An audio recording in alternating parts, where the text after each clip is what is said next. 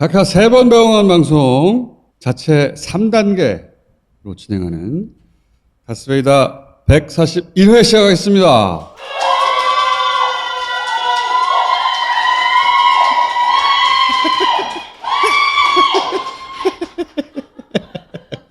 좋았어. 함성이라기보다는 이제 비명. 데시벨만 높으면 돼. 자, 네 분을 모시겠습니다.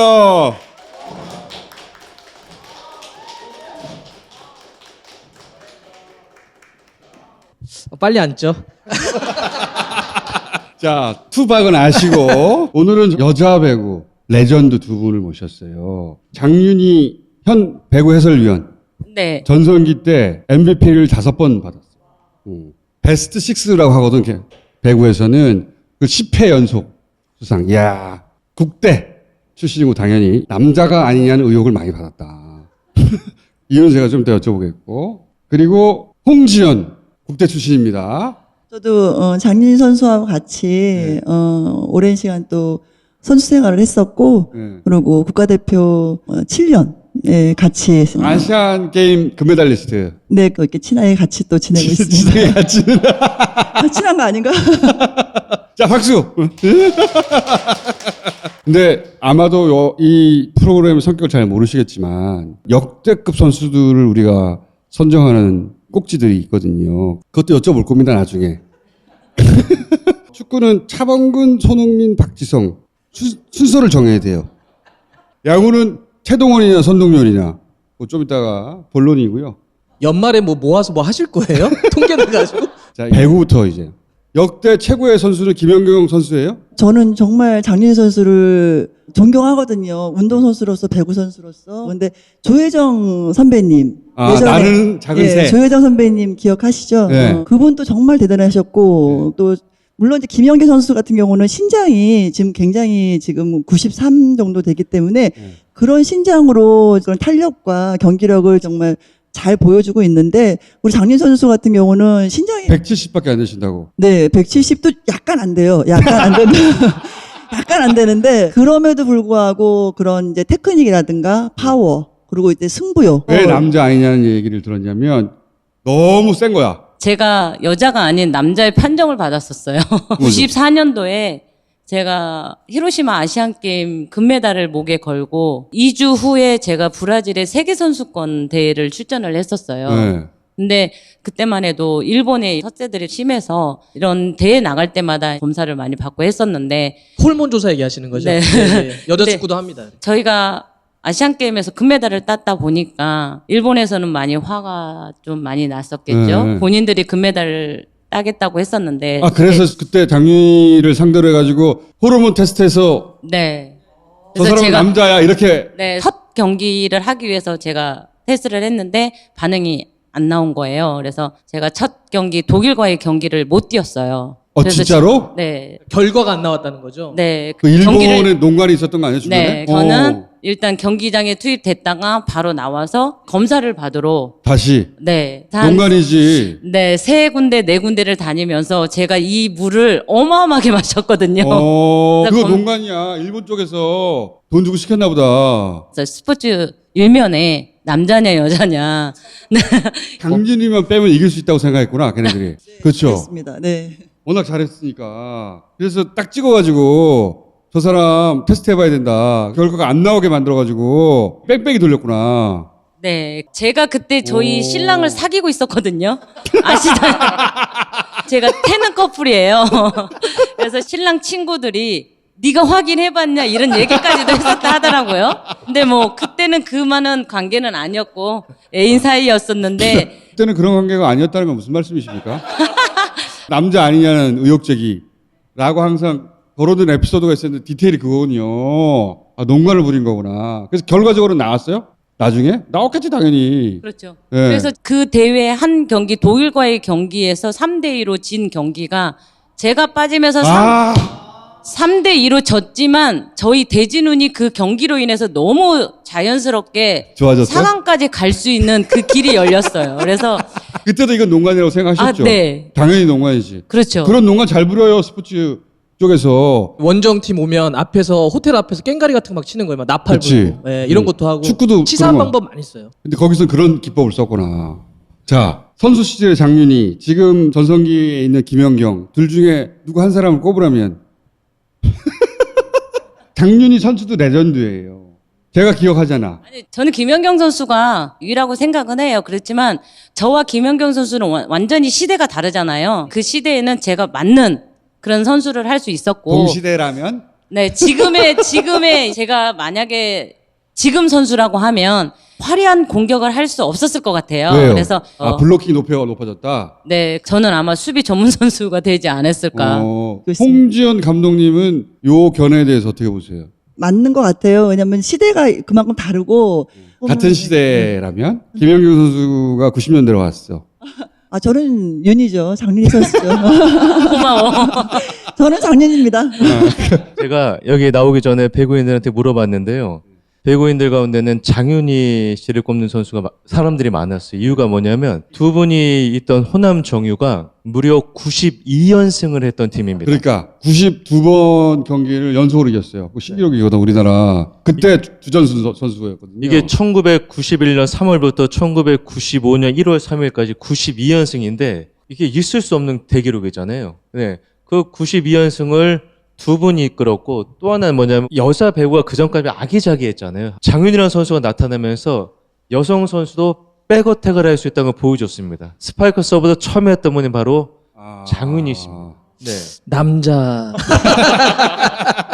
또 키도 170입니다만 올림픽에서 동메달 됐잖아요. 히로시마 아시안 게임에서 두 분이 나서서 금메달을 땄고 올해 최동원을 많이 꼽는 이유가 있잖아요. 가진 상징성 때문에. 예, 그런 거지. 상징성인데 장윤이라는 상징성은 이 배구의 유리천장을 깼던 신화적인 존재입니다. 이야. 네. 네. 많이 준비했습니다. 안돼요. 이야. 저희 세대는 다 장윤희로. 다 그렇죠. 기억하죠. 저도 장윤희 선수만 기억해요. 근데 옆에 있는 홍지연 선수 같은 경우는 더 대단한 게 뭐냐면요. 네. 배구에서도 센터가 중요한데 그 센터의 중요성을 처음 알려주신 분이 홍지연 우리 감독님이고 두 분이 합작을 해서 92연승을 이루었는데 보통의 팀들은 뭐 은퇴도 하고 이렇게 교체가 됐는데 두 분이 여자 배구 리그에 9연패를 달성했는데 두 분이 처음부터 끝까지 함께 했었거든요. 저희가 첫 입단해서 은퇴할 때까지 거의 같이 했거든요. 그 와중에 제가 이 홍지연 친구하고 사이가 정말 안 좋았어요. 네, 제가 성격이 정말 강한데 우리 홍지연 친구는 지금 1m 86이에요. 이 키가 큰데 체력이 너무 안 돼 있었거든요. 네, 키가 제가 길어서. 네, 이렇게 그러니까 내가 보기엔 너무 웃으시는 거 아니에요? 웃기지 어떻게? 그러니까 서로 사이가 안 좋았다. 네, 그 선수 그런데 시절에는 너 이렇게 체력이 물렁물렁해. 네, 제가 친구지만 말씀도 짱돌처럼 하시네요. 네, 똑바로 하라고. 덤바라. 네, 그것 때문에 사이가 안 좋았었는데 마지막까지 남은 게 둘이에요. 마지막 은퇴를 같이 했어요. 선수 시절에 홍지연이 보기에 선수 장윤희가 재수없지는 않았어요? 간간히 그러긴 했죠. 간간히. 간간히 그래서 뒤에 가서 욕하기도 하고 근데 같이 끝까지 가야지만이 그 경기를 이길 수 있는 거고 그 시즌을 또 끝까지 갈 수 있는 거잖아요. 그러니까 승부욕이 너무 강했구나. 네, 기본적으로. 정말 승부에 강했어요. 그 부분은 제가 배울 점이고 저도 또 자극도 많이 받았었고. 예. 동기한테 그랬으면 후배들한테는 어떻게 했을까? 후배들한테 어마어마했죠. 그러니까 지금 지났으니까 아마 좋게 그러니까. 얘기하시는 것 같고 축구도 승부욕이 너무 센 사람이 한 명 있으면 다 싫어하거든요. GS 오비 팀이 그리고 있어요. 또 오비 네. 모임이 있어요. 그때 모여서 뭐라 그래요 이제? 언니, 거기에서는 저희가 깨갱하죠. 그렇게 후배들을 하고 어떻게 잡았어요? 옆에서 보셨을 거 아니에요? 그때는 뭐 얘기해도 되나? 사실 이 친구도 등짝 많이 맞았어요.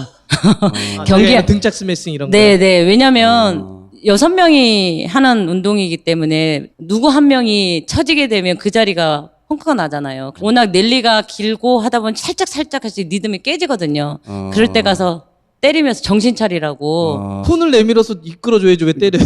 아니, 애들을 패가지고 훈련시켰구나. 등도 많이 때리고 엉덩이도 그럼 많이 예를 들어 때리고. 집합시켜서도 등짝 한씩 때리고. 아니요. 네. 뭐 지금에 똑같은 와서 이제 후배들한테 얘기하면 내가 예전에 이래 갖고 미안했다 그런 얘기들을 하면 후배들이 그러니까 언니 다 이해해요. 이제 이렇게 얘기를 하면서 눈물을 흘리거든요. 그런데 그 옆에 있는 후배가 딱 한마디 던져요. 언니 좀 빨리 사과를 해야지 왜 이제 와서 사과해가지고 이거는 후배 얘기를 들어봐야 돼요. 자, 후배하고 같이 알겠습니다. 오겠습니다. 자, 그러면 남자 배구 역대 최고 선수 누굽니까? 신진식? 신진 씨. 네. 왜냐면 저도 신장이 작고 느낌이 되게 비슷한 거 그렇죠. 같아요. 백어택 그래서- 같은 거 되게 네, 잘하고. 백어택도 하고 어. 워낙 수비력도 좋고 홍 감독님이 보신 남자 역대 최고. 저도 신진시 선수인 것 같아요. 네. 예를 들어서 강만수, 장윤창. 저희는 이제 아저씨라고 하는데 아저씨. 어, 저는 아저씨라고 강만수, 하는데. 장윤창 시절이 남자 배구가 제일 기억에 남거든요. 김호철 기억나시고. 세터. 예, 예. 예. 이제 호철이 아저씨라고 김호철 하고. 감독님은 워낙 뭐 세계적으로 유명하신 세타고 세터로, 예. 근데 다 합쳐서 한 명을 뽑으라고 하면요 공격수 입장에서는 강만수 선생님이 계시지만 뭐랄까 뭔가 호랑이 같은 느낌이 있잖아. 네. 한일 배구하면 항상 마지막에 강만수 선수가 해결하는 장윤창 아니면 그래도 장윤창 강만수가 아니에요? 아, 네. 저는 신진식입니다. 지금 현재 뛰는 선수들 다 포함해서 신진석이 최고예요? 네. 그러니까 이게 저희 축구도 너무 보면 잘하시네. 선수들이 이야기할 때 보면 선수는 선수를 평가할 때 기술을 되게 많이 보시는 거 맞습니다, 같아요. 맞습니다. 축구 선수에게 누구 좋아해 그러면 거의 다 기술 좋은 선수를 가장 먼저 뽑아요. 아, 신 선수가 기술이 뛰어났어요? 네. 기술이 뛰어나다는 게 어떤 거예요? 이 스파이크 하나만 잘해서 좋은 선수가 되기 어렵잖아요. 근데 신진 선수 같은 경우는 워낙 수비력도 좋았고요. 아, 또 서브에 대한 강한 면도 있었고 여러 방면으로 올라운드 거기에서 플레이구나. 탑으로 올라와 있었기 때문에 이렇게 때리려고 하다가도 뭐 돌린다든지. 네, 예. 그만큼 키가 작으니까 본인이 살아남기 위한 그런 훈련을 하지 않았을까요? 감정이입이 된 거구나. 자, 그러면 이제 최동원입니까? 선동열입니까? 저는 최동원 왜요? 작은 체구에 되게 저도 네, 아니 왜냐면 작은 체구. 워낙 저도 스피드로 살아남는 선수 시절이었기 때문에 홍 감독님은 저는 이렇게 되면은 선동열 선수를 해야 되나? 아, 그런데 이름이 들으면 알 수 있는 선수들의 정말 부단한 노력이 그 선수들한테는 있더라고요. 제가 한 번 놀랬던 게 이동구 선수 같은 경우도 아침에 일어나면 자신만의 루틴이 있더라고요. 그러니까 축구 선수들은 이 뒤에 이 근육이 굉장히 발달이 돼야 되고 그 뒷근육을 다치면 그다음부터는 축구를 하기가 굉장히 어려워지기도 하고 쉬는 기간들이 많대요. 그러니까 아침에 일어나면 그 밴드를 침대 그 다리에다가 딱 걸어놓고 그거를 500번, 500번, 1000번 그 개수가 있는데 그 개수만큼 꼭 하고서 하루를 시작을 하더라고요. 그러니까 저는 그걸 보고서 아, 왜 그 자리에 있는지 정말 알 것 같더라고요. 저도 알 것 같은데 선동열이냐? 왜 선동열이냐고요? 그러면 차범근, 손흥민, 박지성 이 세 사람의 순서를 정해야 돼요. 아, 말씀하시는 대로 차범근 그다음에 박지성, 손흥민. 네. 왜냐면 세계적으로 알렸던 분이 차범근 감독님. 그 다음에 우리나라에서 월드컵을 하면서 하트를 쳤던 박지성. 지금 현재 손흥민 선수. 장유유서, 그렇죠. 네. 홍 감독님 또 한 제가 먼저 대답을 할 걸 그랬네요. 사람만 고르면 그러면 전 손흥민 선수. 네, 손흥민 선수. 왜요? 그거 보셨는지 모르겠지만 400트랙을 끊어지지 않고 오른발 왼발을 계속해서 400m 트랙을 한 바퀴를 돌아야 된대요. 근데 그 400m를 돌다가 중간에 만약에 볼이 떨어지면 다시 처음부터. 다시 처음부터 볼 트래핑을 하면서 400m를 네, 돈다. 출발 지점을 다시 돌아서 어. 다시 400m. 그리고 뭐 한 발만 가지고 다시 400m. 이거를 자기만의 루틴으로 그걸 제가 자료를 봤거든요. 우리 아주 감독님의 선수 평가는 루틴입니다. 아니, 그러기도 하고 지금 아이들을 가리키니까 근데 근데 그 정말 중요해요. 정말 중요하고 아니 뭔지는 알 것 같아요. 그걸 매일매일 한다는 게 유소년들을 발굴해서 처음으로 가르치는 그런 기본 동작들이 가장 어렵고 또 남자보다는 여자가 더 쉽지 않거든요. 그 부분을 지금 이 친구가 하고 있기 때문에 그래서 그런 루틴을- 자료들을 좀 많이 찾아보는 것 같아요. 탑 클래스에 올라간 사람들이 그런 루틴을 한다고 하니까 감동해가지고 마음이 가는 거구나. 그런 거죠? 그럼요. 최고의 선수가 그 자리에서 내려오지 않기 위해서 피나는 노력을 저는 하고 있다고 생각을 합니다. 그래요. 가시기 전에 여자 배구 제일 재밌는 선수가 누구예요? 왜냐하면 다음에는 그분을 부르려고요. 김연경 선수 한번 부르시죠. 김영 선수 재밌어요. 네, 굉장히 김연경 괴짜로 재밌어요. 소문나 네. 있어요. 근데 김연경 선수 부를 때 저도 꼭 불러주세요. 근데 그때 가면 또 물어볼 거 아니에요. 김연경이냐 장윤이냐. 아 그런 발언을 저 승부욕이 한번- 굉장히 강하시네요. 그렇죠. 이렇게 얘기하셨는데. 승부욕이 강해. 알겠습니다. 연말에도 연초가 될지 모르겠어요. 그때 한 번 더 모시기로 하고. 자, 박문성 그 해설위원은 네? 손흥민 선수 어디로 가는 겁니까? 그래서 아, 그건 진짜 모르죠. 근데 또 죽음 얘기 나왔잖아요. 뭐 해리케인의 상한선을 넘을 수 없다. 제가 봐서 이 소스는 팀에서 흘린 거예요. 그렇게 협상을 하려고 하는 거죠. 너 가이드라인을 쳐버리는 거죠. 3억 이상 줄 수 없어. 계속 그 팀에 머물고 주급을 높이는 게 목표지만 첫 번째죠, 그게. 근데 그게 만족스럽지 않을 경우에는 팀을 옮길 수도 있는 가능성이 옵션을 있죠. 안고 시작하는 것이다. 그렇죠. 그러니까 지금 손흥민 선수가 일주일에 2억 1천만 원 정도 받거든요. 많이 받아. 근데 예를 들어 이제 프리미어리그에서 가장 많이 받는 선수가 5억, 6억을 일주일에 받아요. 아, 그래요? 예. 손흥민 선수가 지금 프리미어리그에서 득점 막 1, 2위를 하고 있으니까 내신 마크 4, 5억 정도 맞춰줘야 되지 않아라고 하는 말도 나오는데 그러니까 토트넘 쪽에서는 해리케인이라고 우리 있거든. 잉글랜드 대표팀의 주전인데 걔가 3억이야. 그 이상을 주기가 어려워라고 계약서에 있어라고 하는 말도 안 되는 기사가 나오는 거죠. 계약서에 진짜 있으면 조건이 흘리면 안 돼요. 그럼 그 계약서에 있는 내용을 어떻게 흘려요? 근데 누가 이렇게 말을 흘리는 거죠. 여론전이구나. 네. 그래도 뭐 하락하고 들어가야 되니까. 자, 오늘 여기까지 하겠습니다. 감사합니다. 예. 또 모시겠습니다. 배구뿐만 아니라 각종 스포츠를 한번 돌아보려고 레슬링도 해보고. 자.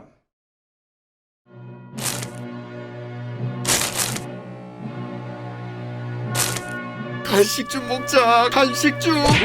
나이스미? 아무거나 드시지 마시라고요. 보존제, 합성 감미료 없이 자연의 재료 그대로 만든 나이스미 현미 후레이크가 있으니까요. 나이스미는 딴지마켓에서 만날 수 있는 건강 간식입니다.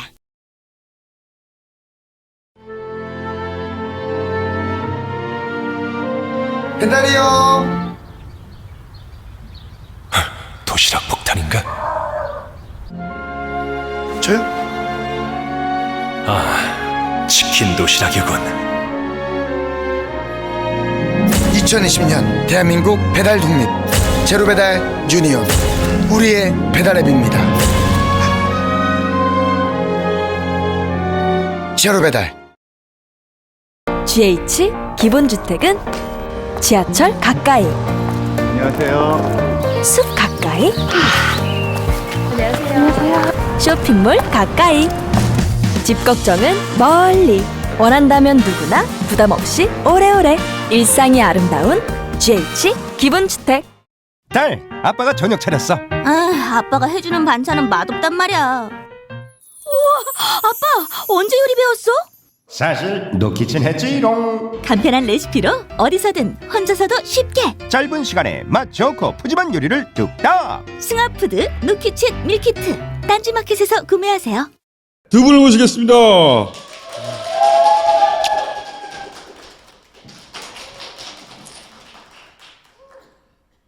자, 요즘 왜 가덕도 신공항 얘기 많이 나오잖아요. 이게 도대체 어떻게 시작된 논의이고 그 과정은 어떠했고, 예, 그 사이에 무슨 문제가 있었고 이거 한번 짚어볼까 합니다.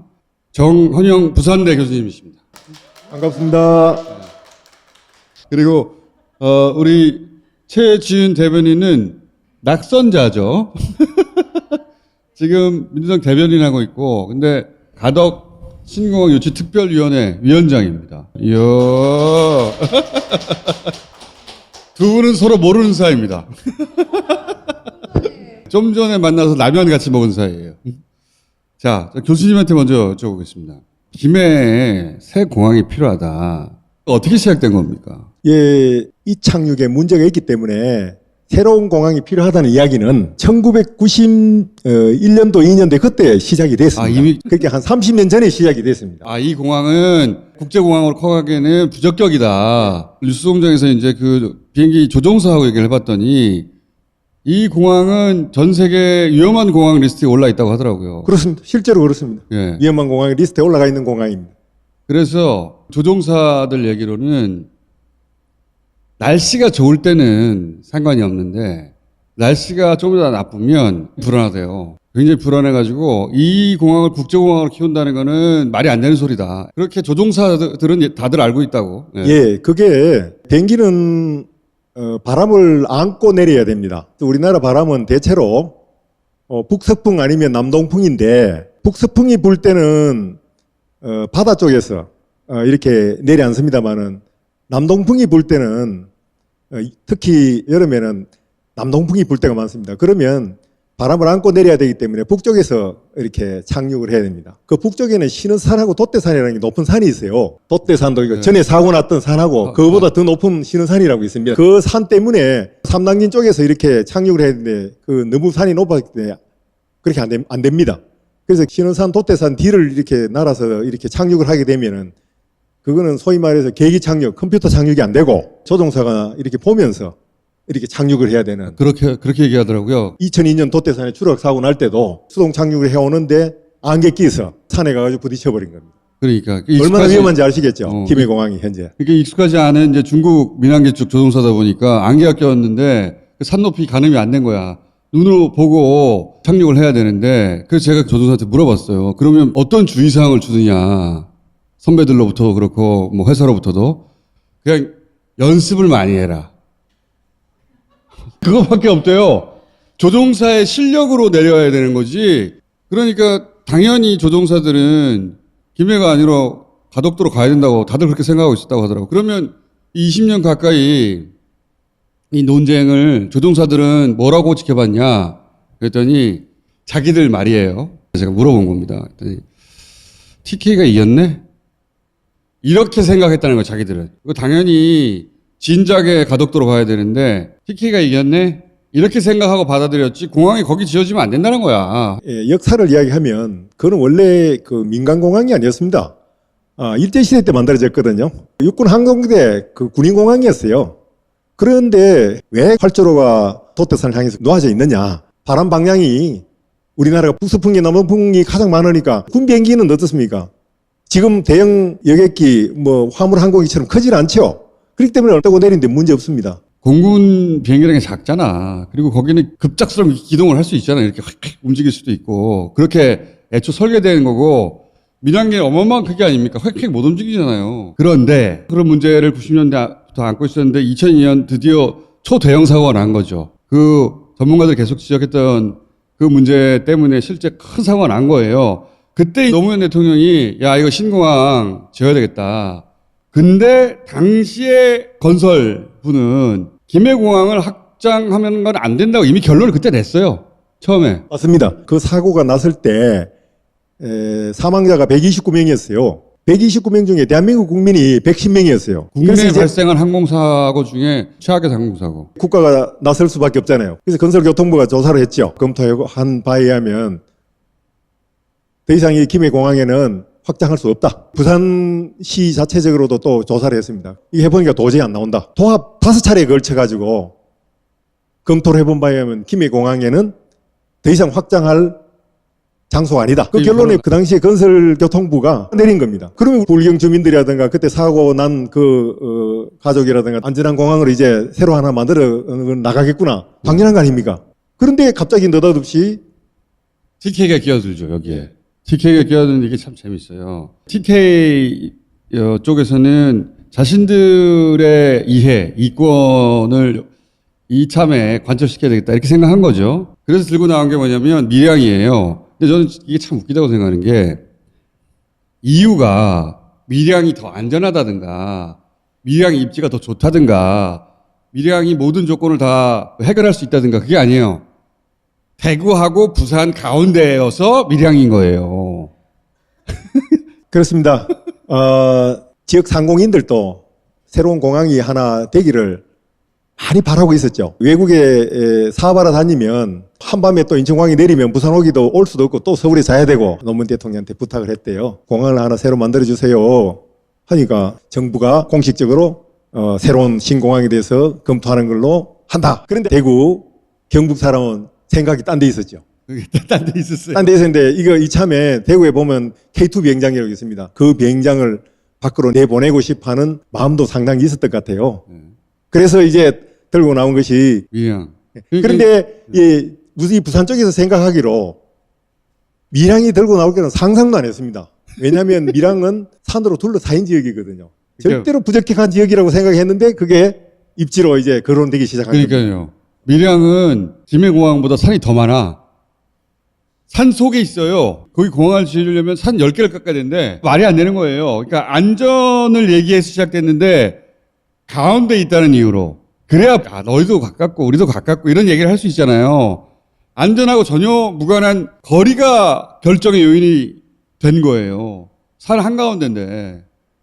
이게 말이 안 되잖아요. 근데 이제 그 다음이 이명박 정부 아닙니까? 여기서부터 일이 틀어지기 시작한 거예요. 야, 그거 말이 안 된다, 야. 응? 가덕도로 가야지. 이렇게 했으면 끝났을 일이에요.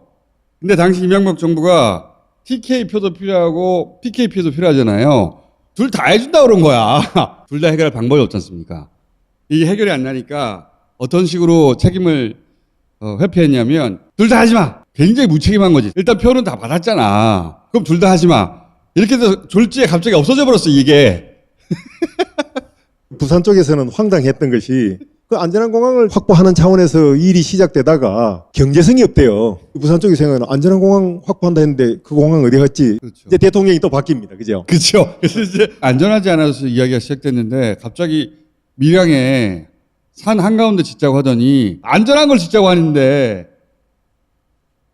그 경제성이 없다고 둘 다 안 돼. 이런 결론이 나니까 말이 안 되니까 또 공약이 등장한 거예요. 박근혜 후보의 공약은 PK표를 다시 얻어야 되니까 신공항 할게. 또 이제 가덕도가 되는구나.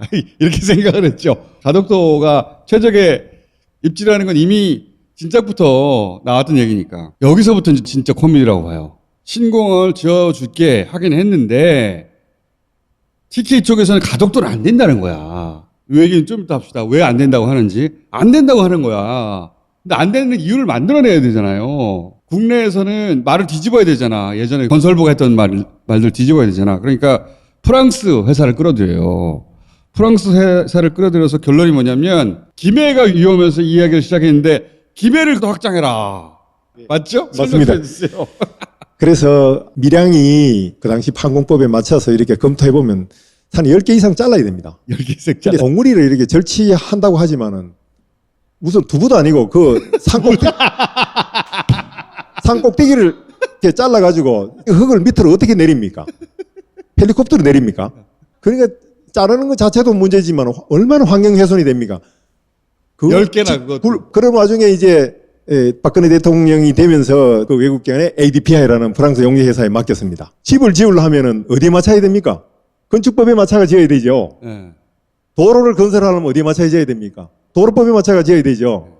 공항을 건설하려면 어디 맞춰야 지어야 됩니까? 항공법이라든가 지금 현재 공항시설법에 맞춰가 건설해야 됩니다. 교수님 맞춰야 되는 문제는 맞춰야 되는 건 때린다는 거 아니에요?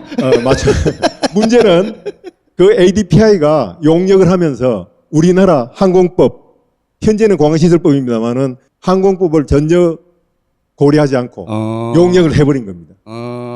치명적인 문제는 거기서 발생하는 겁니다. 교통기본계획, 도시기본계획 수립할 때 용역회사가 우리나라에 있는 그 법에 철저하게 맞춰가지고 당연하죠. 보고서를 만들어내 옵니다. 그러니까요. 그런데 공항을 건설하는 것에 대한 보고서를 만드는데 우리나라 법을 한 개도 고려하지 않고 만드는 그 보고서가 과연 그게 말이 안 되는 거죠. 말이 안 되는 이야기 아닙니까? 그런데 국토부가 또 그걸 수용해요. 항공법을 지키면 어떤 문제가 생기느냐. 아까 밀양 이야기 하다시피 산 봉우리를 절취하지는 않대요. 그게 산 이름이 이제 경운산, 이모산, 오봉산 이런 산이 있습니다. 두부 자르시 자르지 않으면 안 돼요. 두부 자르시. 근데 그거를 완전히 무시하고 공항 계획을 수립한 거예요. 그거 없이 계획을 수립하다 보니까 이제 산을 안 잘라도 되니까 어떻게 됐습니까? 공사비가 적게 나오겠죠. 그렇게 해가지고 보니까 가덕도가 타당성이 굉장히 낮게 나와버렸어요. 그런데 기재부의 산국개발연구를 통해서 용역을 했는 그 결과가 그 산을 깎으면은 6,600만 입방미터. 감이 잘 안 오죠? 20 입방미터짜리 그 트럭을 갖다 싣고 나면 300만 대 정도로 이렇게. 트럭 300만 대 분? 예, 300만 대 분을 산의 꼭대기 흙을 드러내야 되고 네.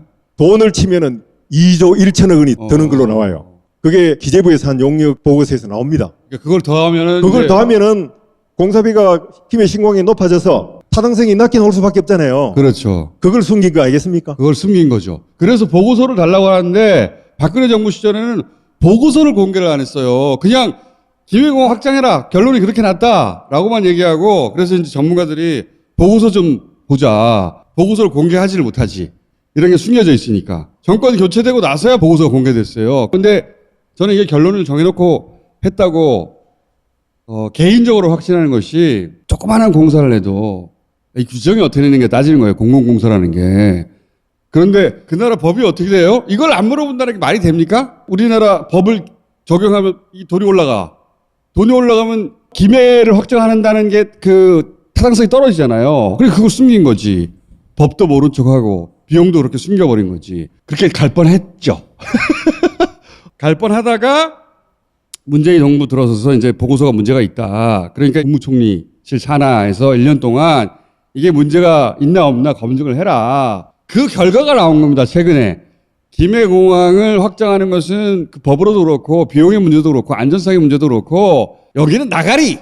이렇게 결론이 난 거예요. 진도가 여기까지 와 있는 거예요. 가덕도로 결정된 게 아니라. 근데 이제 20년 이상 여기가 최적지라고 전문가도 계속 해왔으니까 아마도 가덕도로 결정될 가능성이 이제 대단히 높아진 거죠. 그런데 이제 여기서 제가 질문이 있습니다, 교수님. 진짜 많은 사람들이 이해 못하는 대목이 뭐냐면 이거예요. 김해하고 가덕도하고 논쟁이 붙으니까 다른 지역 사람들은 김해랑 가덕도랑 엄청 떨어진 줄 알아요. 아, 저 대구에서. 둘 다 제 지역구에 있습니다. 예. 같은 지역구에 있습니다. TK는 대구 통합공항을 짓기로 했어요. 그렇지. 그리고 TK는 TK대로 공항 짓고 PK는 PK대로 공항 짓겠다는 건데. 그런데도 반대해요. 그러니까 왜 반대하냐. 거리 요인은 없는 겁니다. 그리고 김해는 위험하다잖아요. 근데 반대해. 게다가 대구는 이런 논란이 있는 사이에 대구 경북 통합 신공항이라는 걸 짓기로 했어요. 딴 데다가. 지금 대구공항하고 군공항 옮기는 거예요.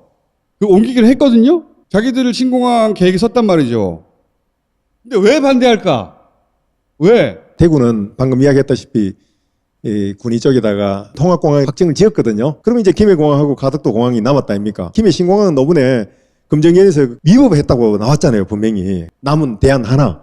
가덕도 공항밖에 갈 수 없던 어떤 결론이 안 되겠습니까? 그죠? 그러면 대구 쪽에서는 잘 됐다고 박수 쳐줘야 될 텐데 지금 반대를 하고 나오는 거는 그 천인 공항이라고. 예, 군위에 짓는 새로운 공항의 활주로는 3.5km짜리라고 발표되고 있어요. 근데 김해 신공항은 3.2km짜리라고 이야기를 하고 있거든요. 300m 정도의 활주로 길이가 비행기가 뜨고 내리는 데는 굉장히 영향이 큽니다. 대형 비행기가 뜨고 내리느냐 못 내리느냐, 또 화물 항공기가 뜨고 내리느냐 못 내리느냐 영향이 큰데, 아무래도 김해공항의 활주로가 짧으면은 대형 항공기 내지 화물 항공기가 착륙하는 확률이 낮아지고 대구 쪽에 군위의 새로운 공항에 갈 확률이 높아지는 어떤 그런 면에서 대구 쪽에서 자기 이익을 할까, 그런 부분이 조금 적어지는 게 아닌가 싶어서 그렇게 강하게 반대하는 거 아닌가 하는 그런 생각이 듭니다. 근데 저희 지역구에 공항에 일로 가나 절로 가나 부산 시민들이 쓸 건데 대구에서 무슨 상관이에요? 그러니까 한마디로 가덕도 신공항이 너무 잘 될까 봐 그런 거예요. 너무 잘 되면 이 대구 경북 통합 신공항이 본인들 계획처럼 잘 안 될까 봐. 이게 TK 베이스의 보수 정권이 가지고 있는 사고방식이에요. 경상도 전체에 대한 주도권을 자기가 가지고 있다고 생각하는 거예요. 동생이야, PK가. 동생 너무 잘 되면 안 돼. 김해 하란 말이야, 그냥. 그렇게 말할 권리가 있다고 생각한다니까? 근데 영국도 그렇고 일본도 그렇고 이런 국제공항, 관문공항이 몇 개씩 있어요. PK는 PK대로, TK는 TK대로 있을 수 있는데, 저는 더 놀랐던 게 이번에 김해 신공항 백지화 나오면서 TK 언론뿐만 아니라 이 수도권 중심의 언론이 다 반대를 하는 거예요. 근데 이번에는 그 부산의 보수 언론, 진보 언론은 다 가덕도를 찬성하고, 그래서 제가 느낀 거는 이거는 우리가 너무 그동안 수도권 중심으로 경제 개발을 했구나. 그것도 맞아요. 그래서 국민의힘의 윤희숙 의원인가요? 공항 생기면 거기서 고추 말릴 거다, 활주로에서. 그러니까 또 누가 멸치 말릴 거다. 아니, 그분들은 서울 바꾼다 시골인 줄 아시나 봐요. 예? 그리고 코로나 때문에 지금 항공 수요가 너무 주는데 무슨 공항을 만드냐 막 이러는데, 코로나가 100년 갈 건가? 지금 코로나 때문에 우리가 인천공항에서 멸치 말립니까? 아니잖아요. 그래서 이분 멸치 말리는 거 아니야? 수도권에서는요, 구분을 못 해요. 또 만들어. 이 정도 수준이에요, 인식이. 그러니까 저는 부산에 살았거든요. 초등학교 부산 졸업하고 중학교를 서울에서 졸업했어요. 근데 부산 사는 사람들한테는 김해공항은 위험하다는 인식이 머릿속에 박혀 있어요. 실제로 노동사들이 그러잖아요. 이거 해결해야 되는데 해결해 위험한 네. 곳이라는 인식 제 가지고 있다고. 지역구에 김해공항도 있어서요. 네. 날씨가 안 좋을 때 위험하지. 평소에 여러분들이 서울에서 부산 가시는 게 위험하지는 않습니다. 확장할 때 더 위험해지는 겁니다. 뭐 고추 말린다는 이야기도 있고 또 메리치 말린다는 이야기도 막 나오던데 김해공항이 1년에 이용객이 얼마인지 아십니까? 1,700만 명이 이용했습니다. 2018년도 19년도에요. 하루 49,000명이 이용하는 공항입니다. 49,000명 하니까 제법 감이 오지요. 이명박 대통령이 2008년도 취임을 했거든요. 2008년도에 김해공항에 그때 이용객이 국내선 국제선이 700만이 좀 넘었어요. 2018년도 1,700만이 됩니다. 10년 사이에 1천만 명이 늘었어요. 근데 내 자신도 위험한 공항이라고 늘 느끼고 있거든요. 자꾸 늘어나는데 그 위험한 공항 계속 이용하라고 하면은 또 사고 나면 어떻게 할 겁니까? 코로나 끝나고 나면 동남권에도 또 항공 수요가 폭발적으로 증가할 겁니다. 지금 1,700만 명인데 앞으로 10년 지난 뒤에 얼마나 더 늘어날지 감 안 잡힙니까? 정말 수도권의 언론 좀 이렇게 함부로 지방 잘 모른다고 그렇게 쓰면 안 됩니다. 가덕도에 공항 만들면 고추 말른다는 등 멸치 말른다는 등 그런 식으로 표현하면 안 되죠. 그런 분들은 수도권 시민쯤은 돼야 뭐 비행기를 타지 않겠냐 그런 생각이 있으신가 봐요. 부의경 시민들은 지금 그 고추 말린다는 표현에 아니 우리가 고추 말리러 공항에 가냐 이게 굉장히 이제 자존심이 상하는 얘기죠. 그 저변에는 수도권의 무지도 있지만 경상도 정권의 코어는 TK이고 그래서 우리가 이런 사안은 결정할 수 있다고 스스로 생각한다니까요. 동생, 너무 좋은 공항은 짓지 마. 간단하게 말하면 그거예요. 너무 좋은 공항은 짓지 마. 왜? 형이 공항 지어야 해. 딱 이겁니다. 그럴 권한이 없는데 그럴 권한이 있다고 생각하는 데서 나오는 발상이고 수도권에서는 무식해서 그런 거예요. 몰라서. 지금 동남권 부울경 항공물류의 98%를 인천공항까지 와가지고 보내야 돼요. 그러니까 비용도 더 비싸고 그러니까 첨단 산업들은 다 수도권에 있을 수밖에 없는 거예요. 그래서 우리나라 지도를 보면 판교 이남으로 첨단 산업이 가기가 굉장히 어려운 게 인프라스트럭처가 계속 수도권 중심으로 쌓이고 있고 부울경은 뭐 옛날에 중화공업, 조선소, 자동차 이랬는데 이게 잘 바뀔 수 없는 게 주변 인프라가 없는 거예요. 이번에 가덕도를 한다는 것은 가덕도 바로 옆에 부산 신항이 있거든요. 부산이 정말 이 환태평양 물류 중심으로 만들어주겠다는 것이고 부산에 새로운 산업을 만들 수 있다는 그 희망을 주는 것입니다. 그리고 철도로 연결되면 동아시아 물류가 부산을 통해 가지고 배 타고 가면 40일 넘게 걸리는데 유럽까지. 그래서 기차 타고 가면 15일밖에 안 걸거든요. 물류 허브를 만들겠다는 그런 계획도 있는 거예요. 그게 실제 실현돼 봐요. 공항이 대박 날 거 아니야.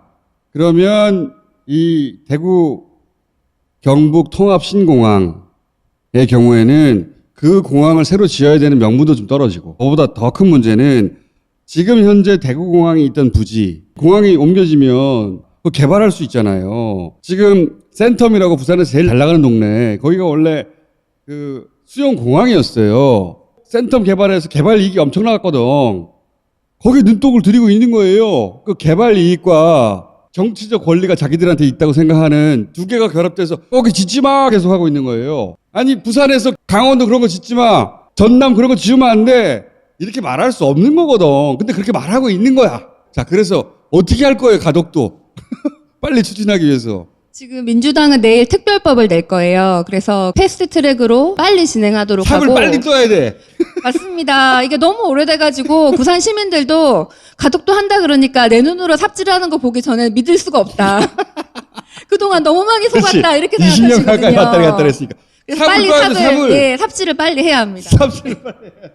예, 한 말씀 더 드리면 아까 제가 5차례에 걸쳐가지고 사전 타당성 조사해가지고 전부 김해 공항이 부적격이라고 나왔다 그랬지요. 예비 타당성 조사는 지금 해도 과거에 나온 결과하고 별반 차이 없습니다. 그거는 빠른 시간 내에 종결을 하고 그 외에 예를 들어서 환경에 대한 문제, 교통계획에 대한 문제, 업에 대한 피해 보상이라든가 또 문화재 관련된 해결 문제라든가 이런 부분에는 뛰어넘어가기에는 좀 곤란한 부분이 있습니다. 그거는 좀 차근차근 해결해 가면서 해도 똑같은 결과가 나오는 것은 그건 빨리 시간 손실입니다. 예. 그래서 단축해야 됩니다. 2008년도 이명박 대통령이 가덕도를 결정 내려야 될 사항이었습니다. 그때 결정됐어야 되는 거예요. 그때 10년을 허비한 겁니다. 10년을. 예. 특별법 외에도 가덕 신공항 유치 특별위원회를 부산 시민들이 이렇게 만드신 거예요. 그래서 저보고 위원장을 해달라고 이렇게 하셔서 하게 됐는데 지금 이 이름을 가덕 노무현 국제공항 특별위원회로 바꿔야 되는 게 아닌가 라고 고민하고 있습니다. 아니 노무현 대통령이 처음 얘기하신 가덕도로 간다는 건 국가 균형 발전의 상징이 가덕도고 또 노무현 대통령의 마지막 지역구 부산 북강설에 있는 가덕도입니다.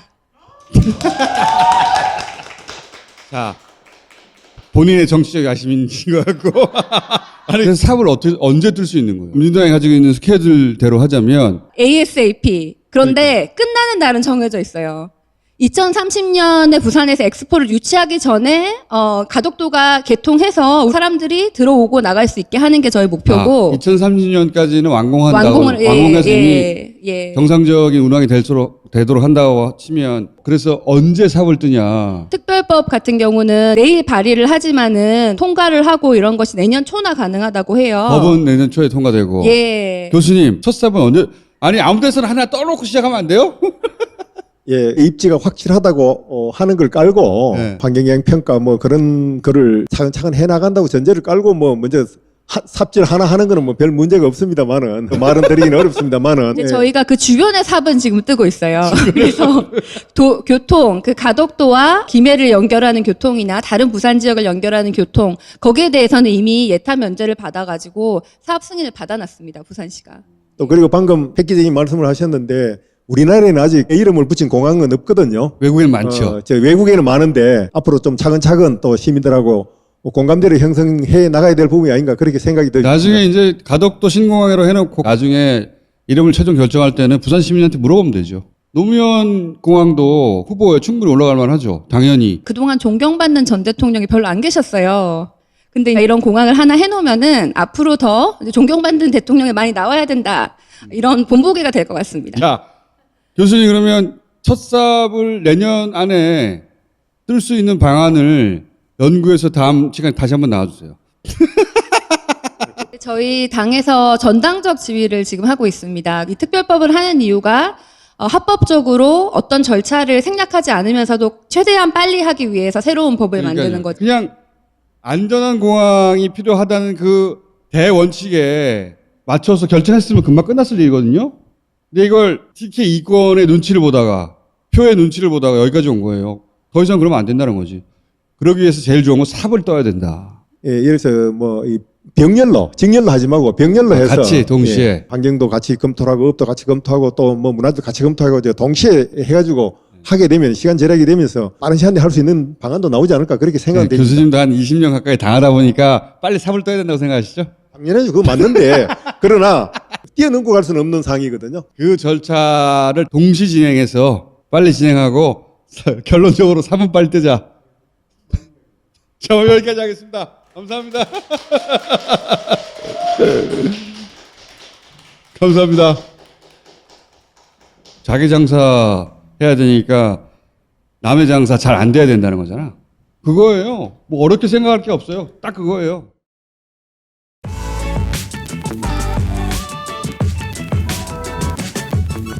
어쨌든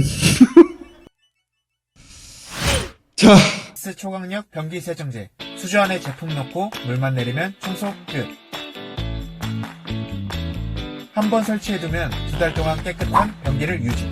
박스 싱크대 클리너 싱크대에 껴넣고 평소대로 사용하시면 됩니다. 세균, 냄새, 벌레 안녕. 지금 딴지마켓에서 구매하세요. 저희 마켓에서 탈취제로 스테디셀러였는데 탈취제 만들다 보니까 변기 세정제를 만들게 됐답니다. 넣어두면 2달 정도 같은 양의 세정액이 나온다. 탈취제 만드는 기술이 확실했거든요.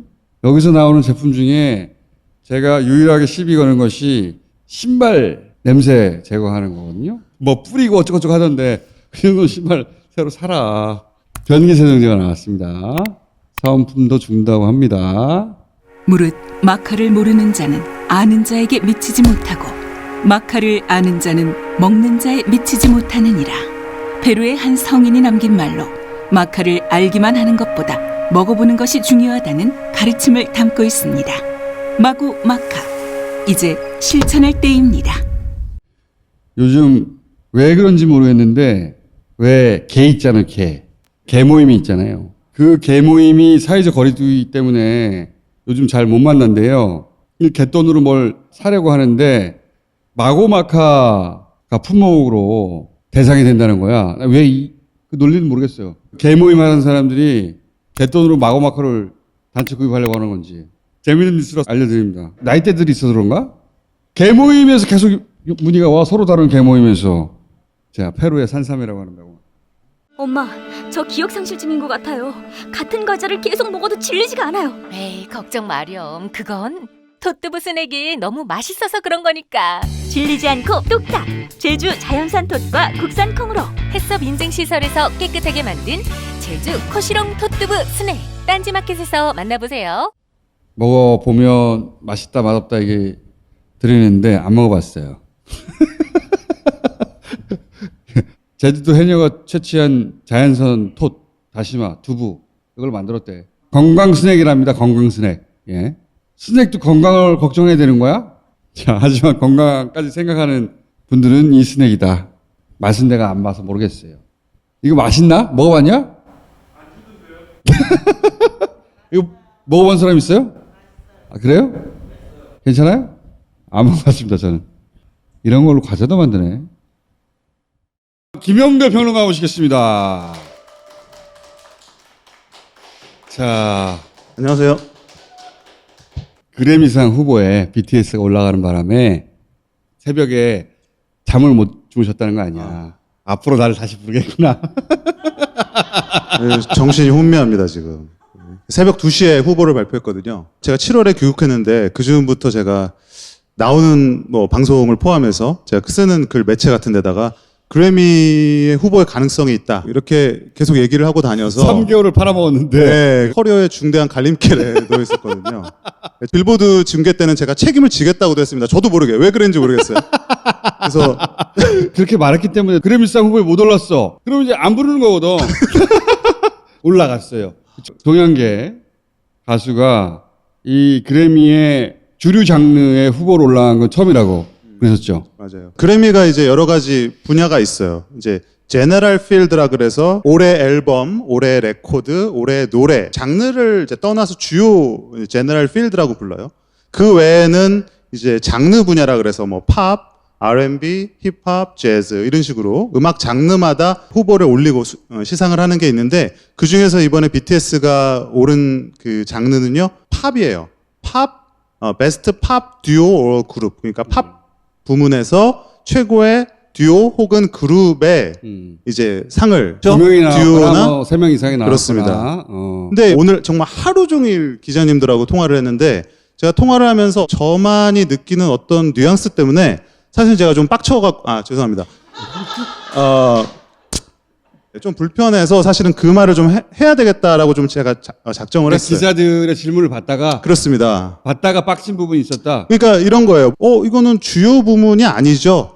이거부터 이제 물어보시는 거예요. 기자들이 네. 전화해서 이거 그렇죠. 주요 부분 아니잖아요. 네, 라고. 네. 왜 그렇게 물어보지? 마치 주요 부분이 아니어야 하는 것처럼 물어보는 거 아니야? 지금 받은 게 그렇게 대수로운 장르는 아니잖아. 그러니까 BTS가 뭐 그래미 후보에 올랐다는데 그게 뭐 그렇게 대단한 장르나 뭐 후보에 오른 건 아니잖아요. 그러니까 라고 미리 전제하고 물어보는 거 아닙니까? 그렇죠. 이게 그렇게 대단한 거는 아니죠? 라는 식의. 제가 오늘 묻고 싶은 게 이 대목이었거든요. 제가 평소에 궁금했던 대목이 뭐냐면 BTS가 만들어내는 글로벌한 현상이 있잖아요.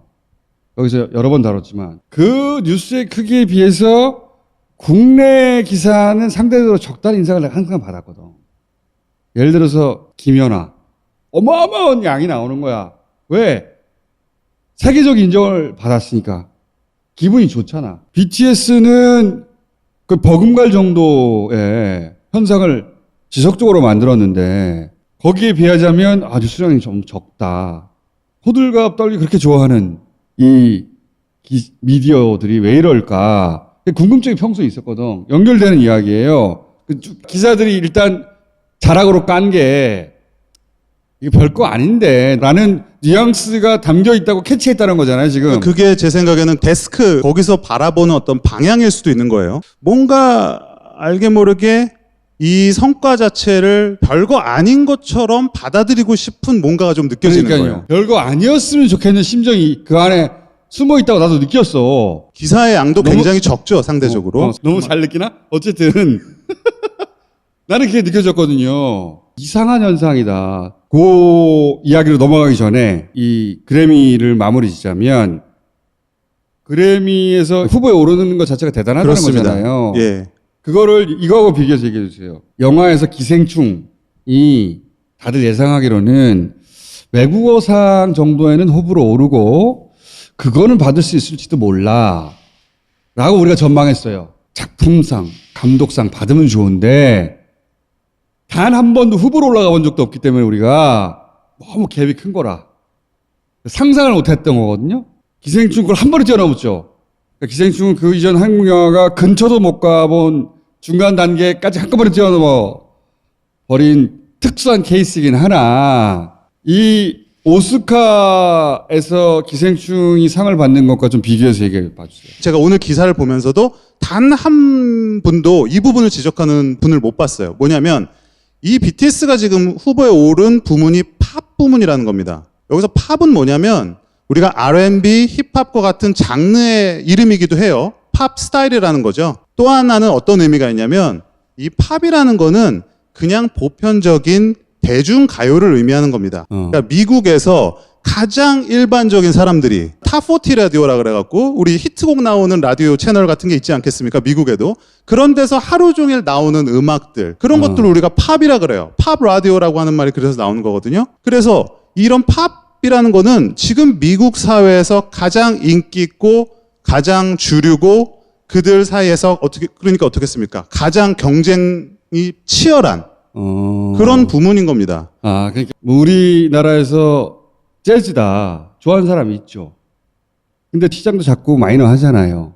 그것처럼 다 장르로 구분하는데 그게 아니라 가요. 그렇죠. 그냥 인기 있는 노래잖아요.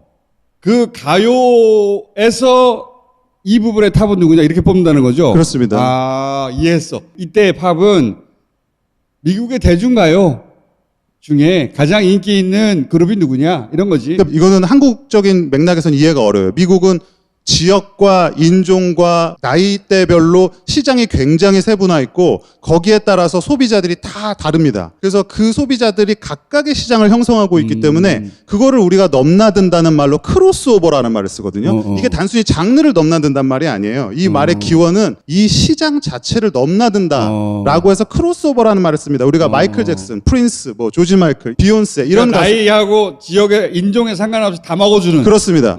그게 팝이라는 거예요. 아. 네, 장르와 상관이 없어요. 팝이라는 스타일이 물론 있죠. 그런데 여기서 말하는 팝이라는 거는 우리로 따지면 가요, 가장 제너럴한 미국 대중음악을 말하는 겁니다. 이해했어요. 예를 들면 컨트리 음악, R&B 음악, 힙합 음악, 장르로서 그거는 특정한 또 시장과도 엮여 있죠. 인종하고도 엮여 있고 그런 게 확실한 음악들은 장르에서 주지만 우리가 보편적인 대중을 상대로 하는 음악 그런 걸 우리가 팝이라고 하는 거죠. 그게 칸츄리풍이 좀 있다 하더라도 그렇습니다. 또는 뭐 R&B풍이 있다 하더라도 예. 재즈풍이 있다 하더라도 그렇습니다. 그게 말씀하신 크로스오버로 모두를 상대로 한 가장 경쟁이 심한 그 장르에 들어가 지금 겨루는 그렇죠. 거다. 예, 어떤 노래가 디테일적으로 좀 재즈풍이다 이런 건 상관없이 지금 BTS는 미국에서 팝 아티스트로서 대접을 받고 있다라는 거죠. 아. 그 카테고리 안에 들어갔다라는 거고. 오, 오케이. 오스카상에서 작품상 후보로 올라가느냐 아니면은 애니메이션 장르 후보로 올라가느냐.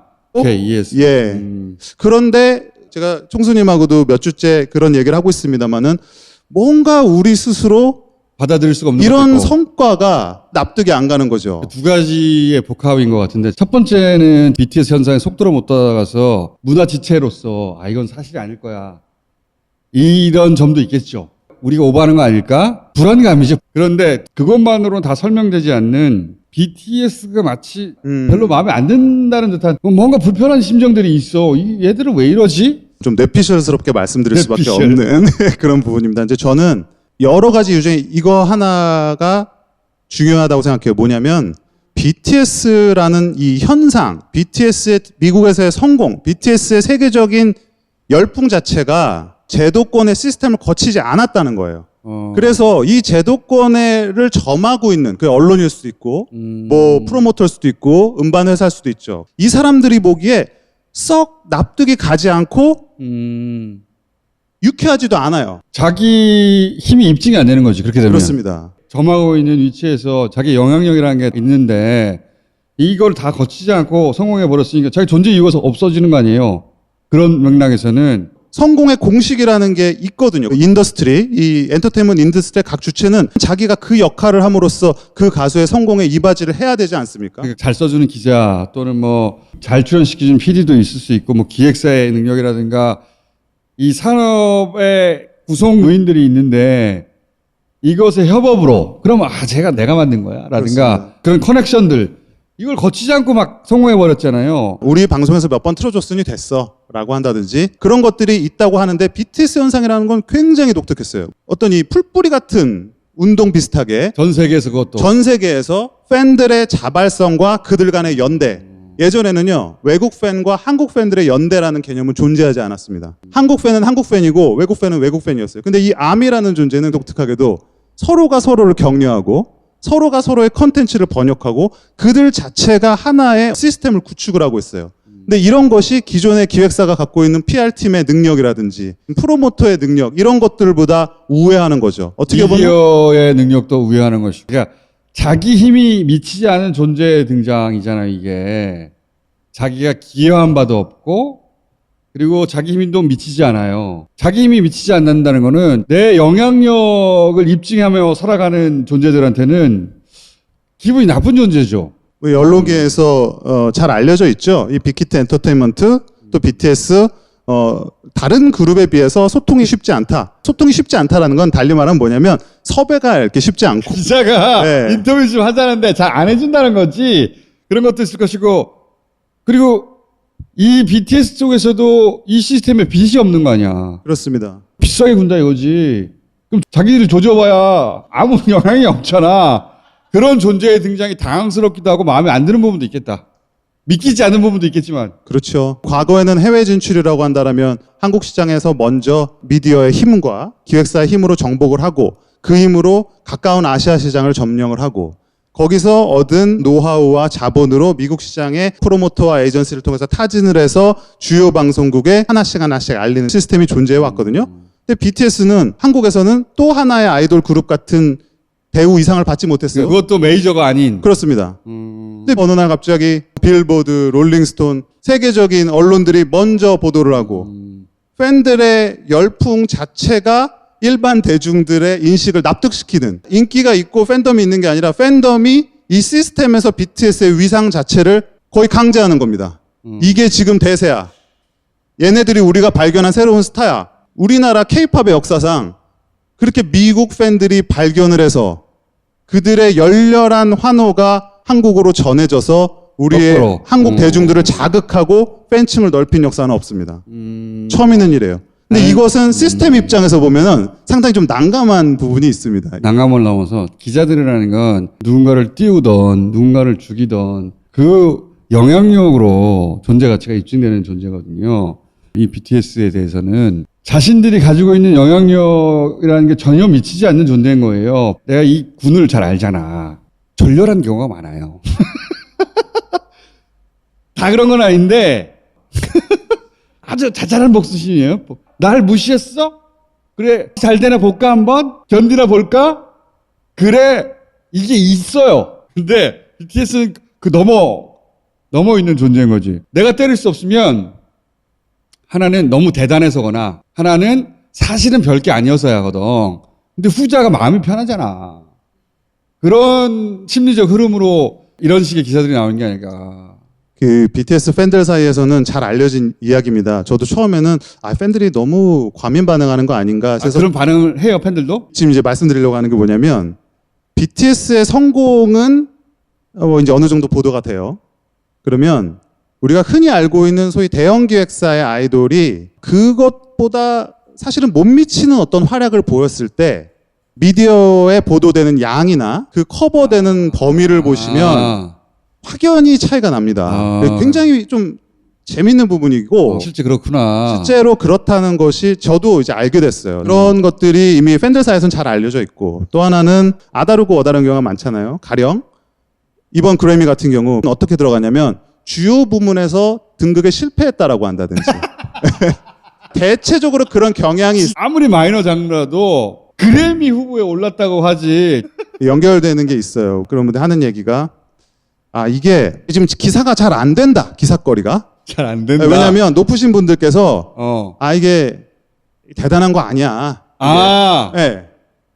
또 그거는 문화 지체네. 그렇죠. 그 소위 이제 데스크급쯤 되면 야 BTS 그 뭐라고 뭐 짧게 해. 이해가 안 가니까 아예 그 사람들은 받아들이지 못하는 거예요. 현상을. 예전에 그런 거 많았거든요. 그 사람들이 현역일 시절에는 조그만 거 막 부풀려가지고 예를 들어서 밖에서 뭐 국제 음악상 이런 거 받았다고 쳐봐요. 그 국제 음악상이라는 게 실제로는 그 상을 만든 나라 거기서밖에 모르는 조그만 상이야. 근데 동남아를 휩쓸고 왔다니 뭐 이렇게 보도를 썼었어요. 과거에는 BTS를 똑같이 보는 거지. 야 이거 별거 아닌데 지금 호들갑 떠는 거야. 참 이상한 게 뭔지 아십니까? 2012년에 싸이의 강남 스타일이 전 세계를 강타했을 때 그 분들은 굉장히 열광했다는 사실입니다.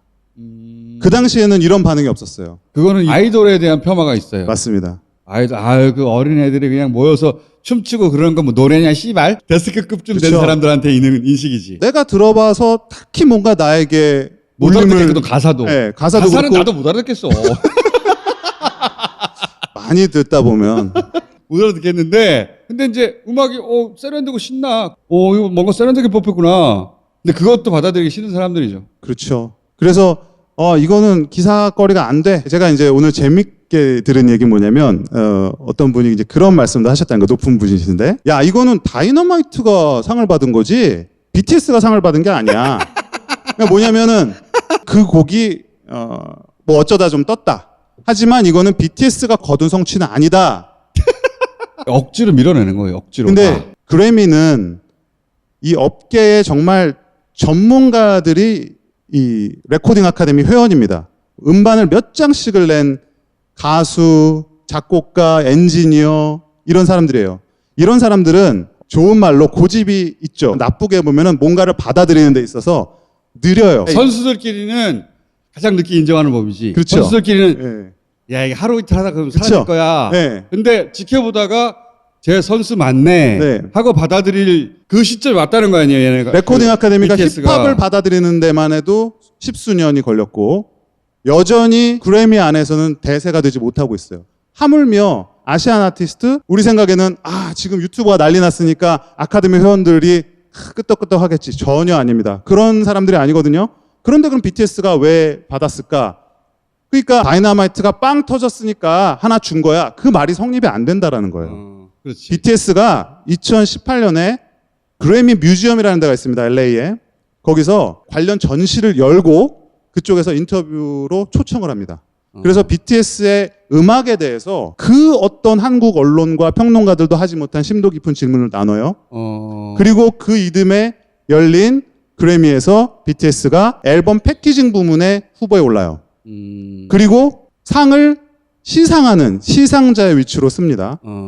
그때만 해도 그게 무슨 의미인지 아는 사람 많지 않았어요. 그 이듬해 BTS가 올타운 로드라는 곡의 리믹스곡 서울타운 로드라는 곡에 참여했다는 것을 인연으로 릴낙스 X의 공연에 공동 공연자로 초청이 돼서 그래미 무대에 오릅니다. 수상은 못했지만 그러니까 이렇게 단계적으로 BTS를 인정하는 거였구나. 그렇죠. 그래미가. 받아들이는 과정이에요. 그 느린 중년 백인 아저씨들이 그러니까. 자기도 사실은 잘 모를 수도 있어요. 모르지, 심지어 처음에. 좋아하지 않을 수도 있어요. 하지만 그들의 레이더 안에서 두면서 그들을 보는 시간이 있는 거예요. 다이너마이트가 너무 인기 있으니까 다이너마이트 그래 베스트 팝 듀오 하나 올려줘? 말도 안 되는 소리입니다. 그런 식으로 시스템이 짜여져 있지는 않아요. 꾸준히 이들이 쌓아온 레퓨테이션, 신용의 결과가 다이너마이트라는 영어곡, 신나는 곡이죠. 누구나 납득할 수 있어요. 그런 걸 통해서 모멘텀을 갖고 그들 입장에서도 명분이 생긴 겁니다. 후보로 올릴만 하게는 됐다 이제. 그렇습니다. 이렇게 설명해 주는 사람이 이 양반밖에 없어. 박수.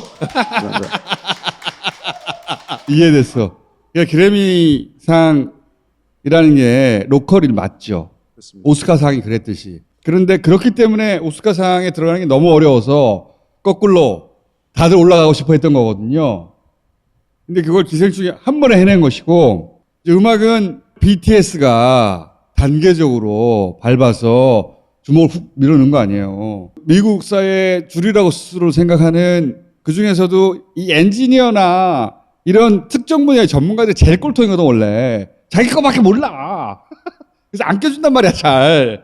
그 사람들이, 얘는 후보로 넣어도 되겠네, 이제. 그 음악적으로 보니까, 우리하고 같이 놀 수는 되는 것 같다, 야. 여러분 이 차이를 한번 비교해 보십시오.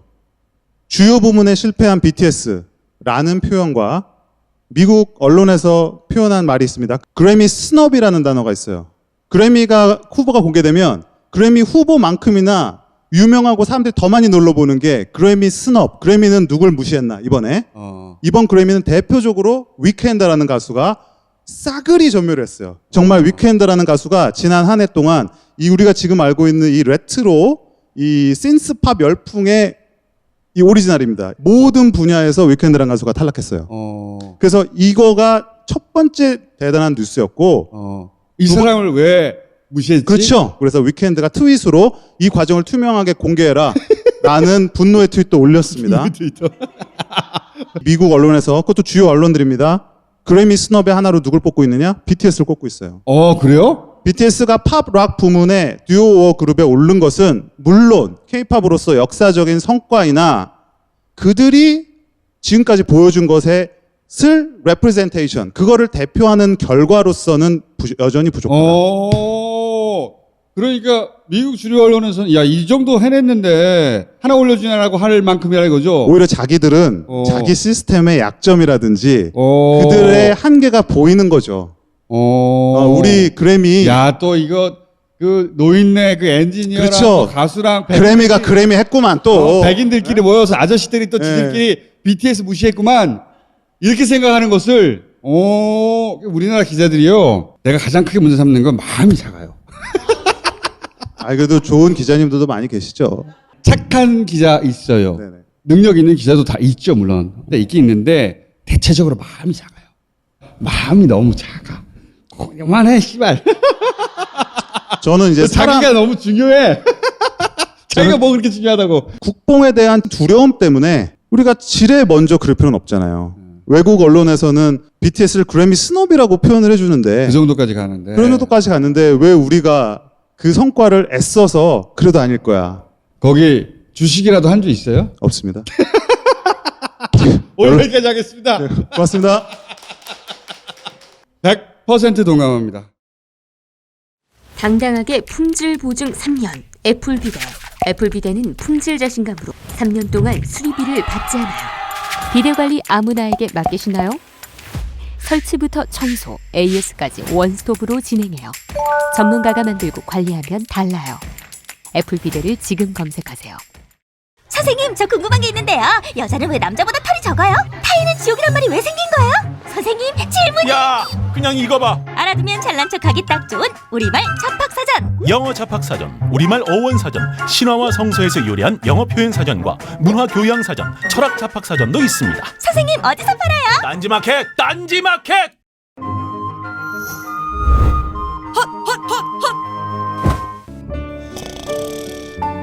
됐지? 잘 자. 숙면하기 참 어렵지요. 편안한 밤 보낭칠 이노큐가 도와드립니다. 딴지 마켓에서 최저가로 구매하세요. 양배추 진액을 100일간 먹으면 사람이 되게 해주마. 더 이상 못해. 매일 양배추즙을 먹으라니. 바보, 맛있는 양배추즙을 먹으면 되지. 제주도산 양배추에 당근, 브로콜리 등등 꾸준히 먹기 좋은 제주네이처 양배추 진액. 딴지마켓에서 만나요. 서울시장 보궐선거가 있잖아요. 이름이 거론되는 야권 후보들 대부분을 이미 상대해 봤던 분들이 있어요. 내가 이겨봤다. 시리즈 1탄입니다. 이수진 의원을 모시겠습니다.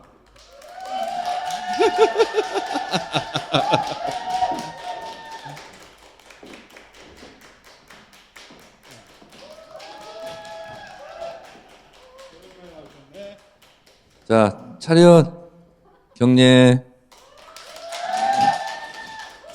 자, 이수진 의원. 내가 이겨왔다 시리즈 첫 번째입니다.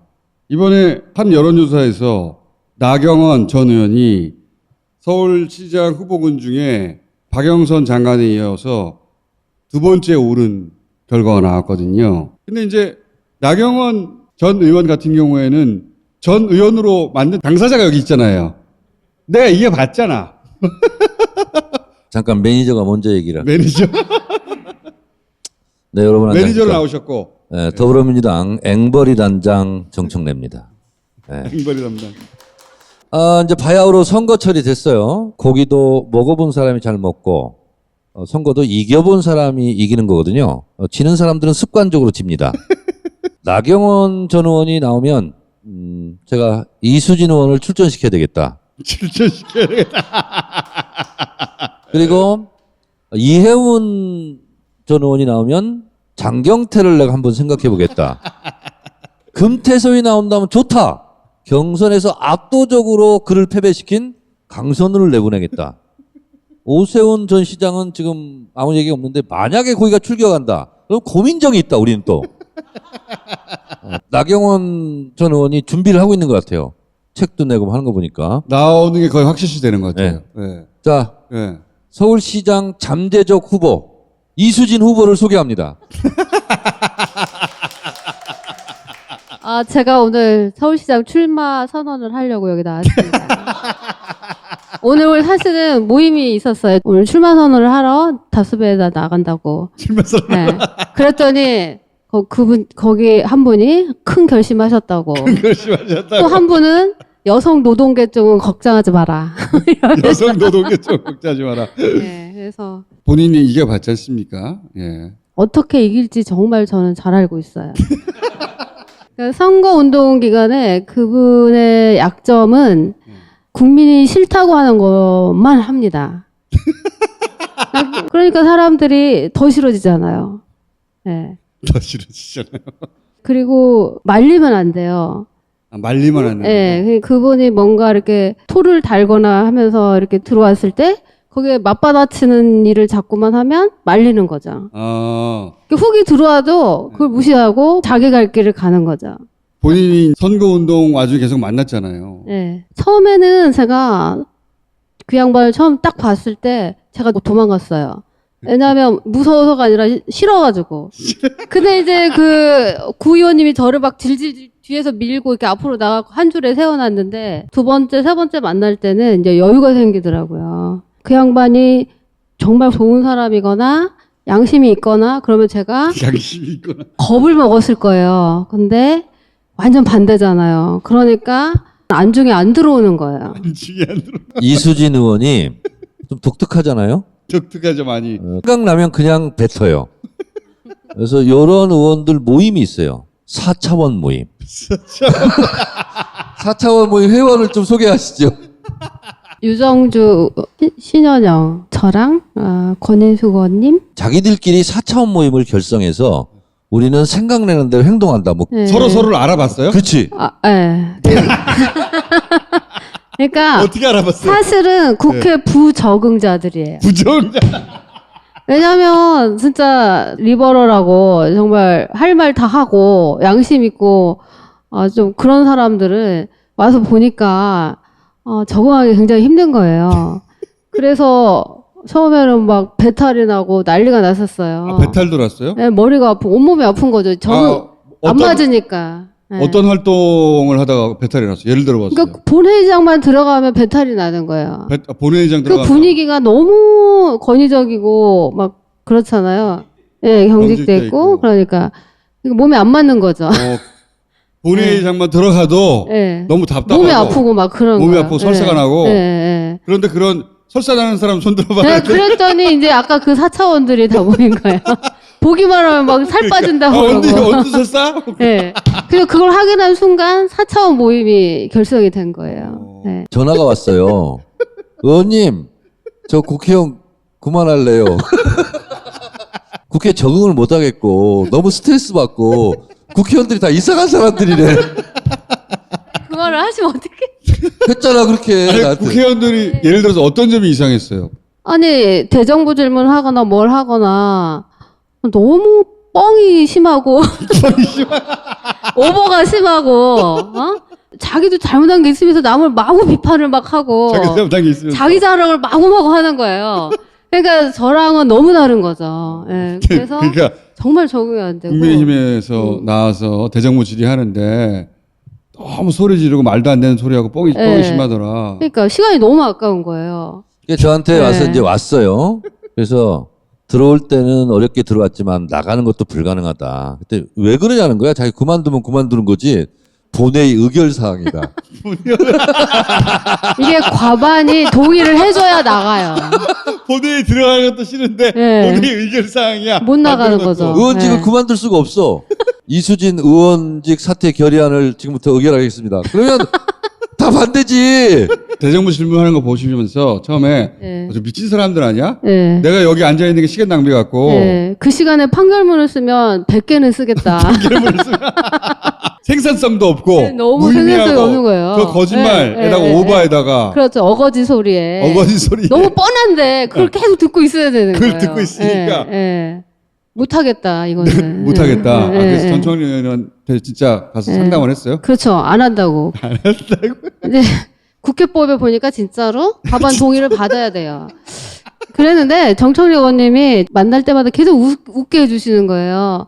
그러니까 김어준 씨도 계속 웃으시잖아요. 나는 의원님 때문에 웃는 거예요.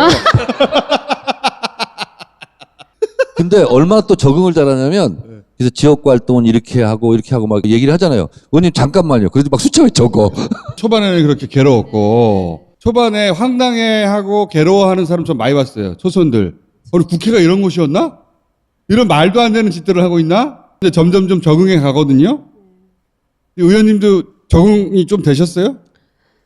네, 좀 많은 걸 포기를 했어요. 내가 옆에 많은 있잖아. 걸 포기하고. 내가 옆에 있잖아. 의원님도 많이 도와주셨는데 지금은 이제 제 할 일을 그러면 하면 되겠다. 그냥 제 갈 길을 가면 되겠다. 저 바보들 쳐다보지 말고 내 갈 길을 가면 되겠다. 근데 그 내부는 어떻게 서로를 발견했어요? 말 몇 마디 하고 첫눈에 그냥 딱 알아보더라고요. 이상한 말을 하니까. 말 몇 마디 하고. 예를 들어서 어떤 말을 할 때 서로 딱 알아봤어요. 나 정신과 가야 될 것 같아. 적응이 안 돼, 막 이러잖아요. 적응이 안 돼. 특히 이렇게 영입인재 케이스로 들어온 분들은 너무 다른 영역에 있다가 그렇죠. 오는 분들이기 때문에 더욱 안 맞는 거죠. 그러니까 신현영 의원 같은 경우도 의사하다가 그리고 유정주 의원님은 예술 쪽에 있다고. 의원님은 판사하다가 그것도 판사하고 관두고 오래 사회생활 하다 온 게 아니라 판사 하고 관두자마자 있는데 바로 들어온 거거든요. 그러니까 완전 새로운 세계지. 그렇죠. 근데 이제 이런 캐릭터다 보니까 평범한 사람들은 생각할 수 없는 기발한 아이디어가 있어요. 그래서 언론에 보도는 많이 안 됐는데 예를 들어봐 주세요. 산자위 상임위를 하는데 MB 자원외교 관련해서 가스공사, 석유공사, 광물공사를 산자부에서 고발했거든요. 수사 의뢰를 했는데 산자부요. 수사를 안 해. 그러니까 그 담당 검사를 증인 채택을 해요. 국회에서 한 번도 없었던 일이에요. 그렇죠. 그 부장 검사를 불렀어요. 증인 채택을 해서. 그런 일이 이제 처음 있는 일이었어요. 부장 검사가 이제 자기를 증인 채택을 했다고 하니까 온 로비가 다 들어오는 거예요. 왜 나를 부른 거냐. 부장 검사를 부르냐. 그래서 뭐 5만 아는 검사들을 다. 그게 처음 있는 일이었어요. 그래가지고 제가 잘 해줄 테니까 걱정하지 말고 오라고. 정말 긴장하시는 거예요. 그렇겠죠. 부장검사가. 정치도 전문 영역이에요. 그러다 보니까 오래 쌓여있는 관행이나 관례 같은 거 그렇게 쭉 따라가는데 갑자기 들어온 분들은 그거 모르는 거야. 왜 안 돼? 맞아. 이게 왜 안 되는 거야? 그런 거죠. 그러니까. 물어봤죠. 이거 이제 수사할 거냐 했더니 하겠다고. 왜 불렀는지 아냐 했더니 최경환 안 불러서 그런 거 아니냐고. 다 아시더라고요. 그래서 국민이 다 보고 있으니 약속하셨으니 수사 잘 하셔야 된다. 이렇게 하고 보내드렸는데 잘해줬잖아요. 잘해줘야 또 나올 거 아니에요. 그래서 이거는 이제 다른 검사들이 저한테 얘기를 전해준 건데 지금까지 검사들이 총장이나 이제 지검장 눈치만 보면서 수사를 했대요. 근데 이렇게 수사검사를 국회에서 불러대기 시작하면 국민이 감시를 하고 있으니까 위에서 뭐라고 하든 내가 그렇지. 책임지고 해야 된다. 그렇지. 이런 게 생긴대요. 그래서 이게 아주 굉장히 좋은 효과라고 얘기를 하더라고요. 네. 큰일 하셨다. 박수. 이제 이렇게 기존 질서에 물들지 않고 이렇게 하는 것이 맞는 거예요. 근데 그렇죠. 오랫동안 했던 사람들은 한 번도 관례가 없으니까. 그러니까 그게 안 되는데 이수진은 아무것도 모르니까 난 몰라. 왜 안 돼? 불러. 그거 아니에요. 그렇죠. 예. 그래서 새로운 피가 필요한 거거든요. 나오신 김에 그 얘기 좀 하고 가세요. 윤석열 총장에 대해서 이제 추미애 장관이 판사 사찰에 대한 이야기를 했잖아요. 근데 본인이 판사 출신이고 블랙리스트 사건 때문에 사실 옷을 벗은 분이란 말이죠. 이게 예사롭지 않은 사건이죠. 판사 사찰 혐의가 눈에 확 들어오셨죠, 당연히. 예, 깜짝 놀랐죠. 판사들을 상대로 해서 그동안 어떤 판결을 해왔는지 또는 뭐 우리 법 연구에 가입 여부, 가족관계, 세평, 취미 그리고 특히 무리를 야기한 법관에 해당되는지 여부. 이게 무슨 의미냐면 무리를 야기한 법관이라는 게 양승태 대법관 시절에 만든 블랙리스트 문건 중에 하나예요. 이런 일 때문에 구속됐잖아. 근데 그거를 참조했다라고 하니까 판사들 입장에서는 이게 예사롭지 않게 들릴 것 같거든요. 맞아요. 그렇게 사법농단 사건의 수사를 그때 대대적으로 하면서 무리하게 법관 리스트 내지는 인사모 회원 리스트를 쫙 뽑고 있었어요. 그래서 이제 이 사람들에 대해서 형사 재판을 안 시킨다든지 인사에서 조금씩 불이익을 주는데 판사들 입장에서는 그게 굉장히 불명예스럽고 정말 수치스러운 거거든요. 그런데 그 정보를 가지고 이거를 재판부를 사찰하는 데 썼다고 그러면 이거는 직권남용 권리행사 방해죄에 해당될 여지가 너무너무 큰 사안이에요. 의무 없는 일을 지시를 했기 때문에. 그 보고서를 작성한 해당 검사가 그냥 공소유지를 원활히 하는데 도움을 주려고 정리를 했을 뿐이다. 그거를 공소유지에 쓴다는 거는 말이 안 되는 거죠, 지금. 그러니까 그거는 잘못된 얘기인 거예요. 변명. 예. 재판부 개인적인 성향이 공소유지와 무슨 상관이 있는 거예요? 그렇게 연결해요. 네? 근데 지금 공소유지에 도움을 주기 위해서 정리했다. 그리고 제가 생각할 땐 그거 가지고 이제 그들이 하는 수법이 있습니다. 만약에 불리한 재판할 때는 그거를 언론에 흘리는 거죠. 아, 그래요? 검찰이 지금까지 그랬잖아요. 재판장 성향이 이래서 결론이 이런 식으로 난 거다. 그렇게 써먹는다. 그렇게 써먹는 거죠. 그래서 지금 판사들이 막 전화를 한대요. 그 얘기 좀 해주세요. 네, 판사들이 전화 와요? 잠을 못 자고 있어요. 그러니까 지금 블랙리스트 사건의 피해자인 법관들이 너무 화가 나는 거예요. 그때 당했던 피해도 지금 상처가 아물지 않았는데 검찰에서 또 그걸 가지고 써먹는다고 생각하니까는 지금 너무 이제 지금 분개를 한 거죠. 그것 때문에 크게 사건이 벌어졌는데 그 수사를 했던 검찰들이 그 자료의 일부를 활용한다고 생각하면 그렇죠.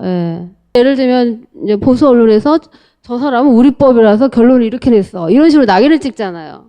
근데 그거를 검찰에서 흘려주려고 판사들은 이 사안을 굉장히 심각하게 바라보는 거예요. 지금 굉장히 심각해요. 근데 얼처구니 없는 게 검사들은 윤석열 씨 직무배제했다고 거기다 항의 댓글을 올린다는 거예요. 이게 도대체 말이 됩니까? 제가 이제 아까 또 법관들하고도 그런 얘기를 했는데 사법부는 그래도 자정 능력이 있었던 거예요. 국제인권법 연구회 400명을 통해서 안에서부터 사법개혁을 이뤄냈잖아요. 근데 검찰은 그게 없는 거예요. 그래서 현직 부장판사가 대법원에서 고발하라고 윤 총장을. 도대체 왜 쓰려고 했겠냐는 생각을 해보세요. 언론을 이용하려고 그런 거잖아요. 여론을. 재판 결과가 검찰에 불리하게 나왔을 때. 그러니까 이수진 의원이 드디어 이제 국회의원은 맛을 알게 됐어요. 굉장히 좀 잘 컸어요. 잘 컸어요. 그러니까 현직 부장검사를 부를 수도 있구나.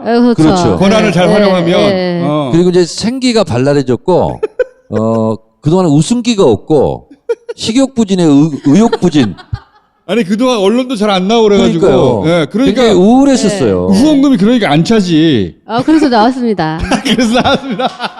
지금 이제 웃음을 찾고 생기를 되찾았어. 다 누구 덕이라고요? 정청래요. 그러니까 부장검사 부른 거 이게 처음 있는 일이고 검찰 조직에 새로운 자극을 준 건데 그 의미 있는 일이거든요.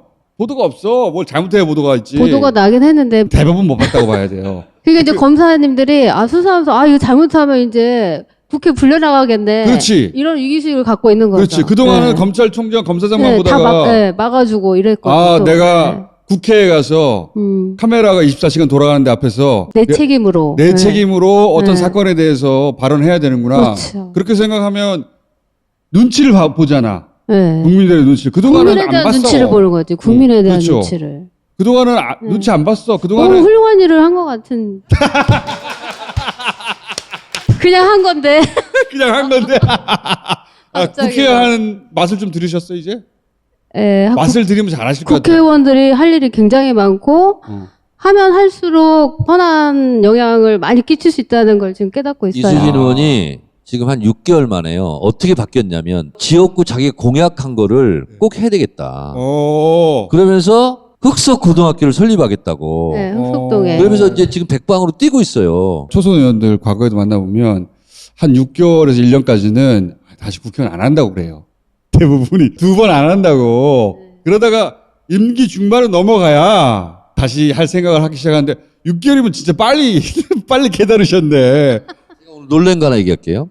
흑석고등학교를 이제 필요하대요. 조희연 교육감을 제가 만나게 해줬거든요. 교육감이 저하고 사진 찍어요. 그리고 사진 찍는 비서를 데리고 왔어. 오늘 있었던 일이에요. 그랬어요. 깜짝 놀랐어요 오늘. 근데 그 사진 어디다 쓰려고 했어요? 톡방에 학부모님들이 지금 학수고대 하고 있으니까 거기다 딱 올려야죠. 그래야 이제 안심을 하니까. 안심하니까. 중간 과정이 없구나. 중간 과정이 없이 그냥 훅 들어가시는구나 그냥. 자, 여기 오늘은 맛보기입니다. 그 양반 안 나왔으면 좋겠네.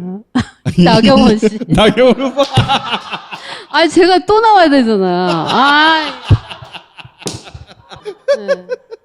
이수진, 그 다음에 강선우, 고민정, 장경태 이렇게 제가 다 모시고 나오려고 그랬어요. 네. 그때 고민정 의원이 뭐라 하겠다고요? 저는 서울시장 할 마음이 없기 때문에 안 나갑니다. 자기가 나와서 오세훈이랑 붙으면 이기니까. 또 재밌게도 이 서울시장에 거론되는 야권 후보 전부가 이쪽에 초선한테 다 졌어요. 다. 자, 오늘 여기까지 하겠습니다. 그래서 시리즈로 쭉 한 바퀴 돌고 그래서 한꺼번에 다 나온다든가. 저도 한마디는 하고 가야 되잖아요. 의원님 한마디만 하고 가세요. 그러면 한마디만. 국회가요. 권한이 많이 있습니다. 주어진 정당한 권한을 행사해야 되는데 이수진 의원처럼 현직 부장 검사든 뭐든 증인 채택하면 나와야 돼요.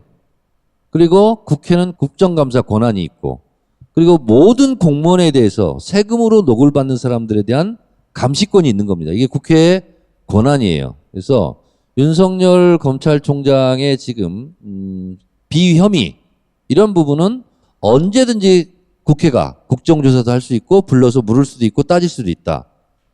그 작은 맛을 이수진 의원이 맛본 거예요, 지금. 그래서 국회의원을 다시 또 해야 되겠다고. 재선을 반드시 해야 되겠다고. 의지가 지금 불타고 있습니다. 이런 분들에게 여러분들의 응원. 근데 마음으로만 하면 몰라요. 뭘로? 물질로 해주시기 바랍니다. 물질로. 네, 이수진 의원 후원의 계좌가 다시 나가고 있습니다. 감사합니다. 자, 채워주시기 바랍니다. 감사합니다. 감사합니다. 가려 경례.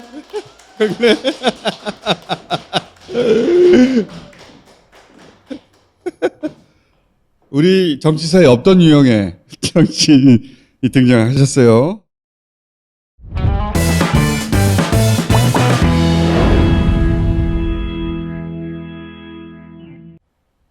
버터. 제가 말씀드렸잖아요. 처음에 소개해드렸죠. 프랑스의 호텔, 레스토랑 가면 나오는 버터 있어요. 싸서. 이런 거 한 번쯤 먹어봤을 거야. 살려고 해도 있어야지. 저희 그래서 땡겨왔어요. 비행기 타고 오는 거야. 얘네들은 맛없다 할 사람이 없어. 누군가 싫어할 맛이 없어요. 스탠다드 맛에 가까운 거죠. 그리고 소금이 들어간 버전과 소금이 안 들어간 버전이 있어요. 버터에 소금 들어간 버전 따로 먹어보신 분 있는지 모르겠는데 개인적으로는 가염 버터를 좋아하거든. 맛있어. 라꽁비에트 버터도 맛있고, 추천하는 또 버터는 버터 종류 엄청 많거든요. 버터 맛집이 있어요, 거기도. 여러 군데. 그 중에서 개인적으로 먹어본 것 중에 얘가 진짜 맛있다 하는 게 할머니 버터예요. 이 할머니 버터는 할아버지, 할머니 부부가 운영하는 회사입니다. 수제 버터라서 한 주에 500개밖에 안 만드는 곳인데, 저희가 다 땡겨오고 있어요. 할머니고, 예. 할아버지, 할머니가 부부야. 두 양반이 만들거든요. 이거 진짜 맛있어. 공장에서 찍어내는 게 아니어서 모양이 이래요. 종이에 싸져가지고. 이거 맛없으면 나 진짜 혼내준다. 맛있어! 진해! 한국에서 처음으로, 당신들 버터 처음으로 파니까 인사 좀 해달라고. 안녕하세요. 안녕하세요. Voilà, alors, donc c'est un magasin qui a été fondé par mon beau-père, Christian Quentin, en 1950. Fromage traditionnel, affiné, voilà. Donc, que dire d'autre? Nous avons notre beurre. C'est ça qui vous intéresse aussi. Nous, ce qu'on cherche, c'est que, voilà, on cherche des producteurs qui élèvent bien leurs bêtes, qui leur donnent de la bonne nourriture. Et quand on donne de la bonne nourriture à une vache, eh ben, le lait est bon. Noirmoutier. Marmoutier. C'est une région pour du... Tout à fait. C'est la région du sel en France. Noirmoutier qui est assez important. Ben, notre beurre, c'est un beurre d'amateur. C'est un beurre qui est bon. Il y en a d'autres qui sont très bons. Il faut avoir la main, il faut avoir le tour de main. Et je pense que nous devons faire un des meilleurs beurres actuellement sur la place de Paris. Oui. D'accord. Agnotinci. Agnotinci. 맛있는 버터야. 이렇게 뭐 길게 얘기하나 몰라. 응?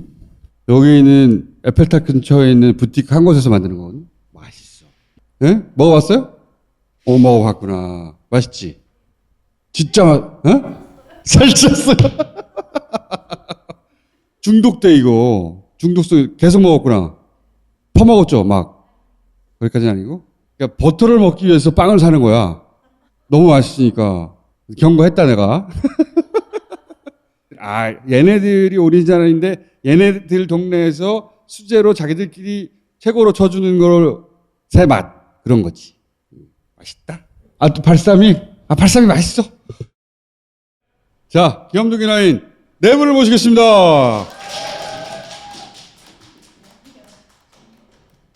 귀를 담당하고 있습니다. 귀. 자, 대형 사건입니다. 추미애 장관에 대해서 정치적으로 혹은 개인적으로 호불호가 있을 수 있죠. 근데 그걸 떠나서 추 장관은 내가 보기엔 추 장군. 추 장군이야, 추 장군. 장군. 추 장군으로 불러야 된다. 이런 결정은 아무나 못하는 게 아니라 아무도 못해요. 현직 검찰총장 너 직무 배제! 이전에도 없었고 앞으로 누구한테도 없을 것이다. 그 정도 큰일이 벌어졌다. 그래서 본론으로 돌아가기 전에 예전에 대표 시절 있죠. 2016년. 탄핵 한 해 만에 한참 탄핵 일자를 언제 잡네. 그러면서 이제 논의 테이블에 추미애, 김무성, 박지원 이런 분들이 있었어요. 박지원 국정원장이 그때 이제 국민의당 비대위원장인가 그럴 때예요. 박지원 원장은 어떤 담도 스르르 넘어가는 여의도 구랭이? 네. 구랭이 보법으로 유명한 여야를 넘나들며 상대 못하는 사람이 없어요. 그 양반은. 근데 그 양반이 유일하게 상대할 때마다 짜증을 내는 양. 왜냐? 마음대로 안 되거든. 이렇게 해서 하면 되잖아. 이렇게 싹싹싹. 이 추미애 대표만은 그게 안 되는 거예요. 그래서 뭐라고 표현했었냐면 내가 추미애를 생각하면 두드러기가 난다.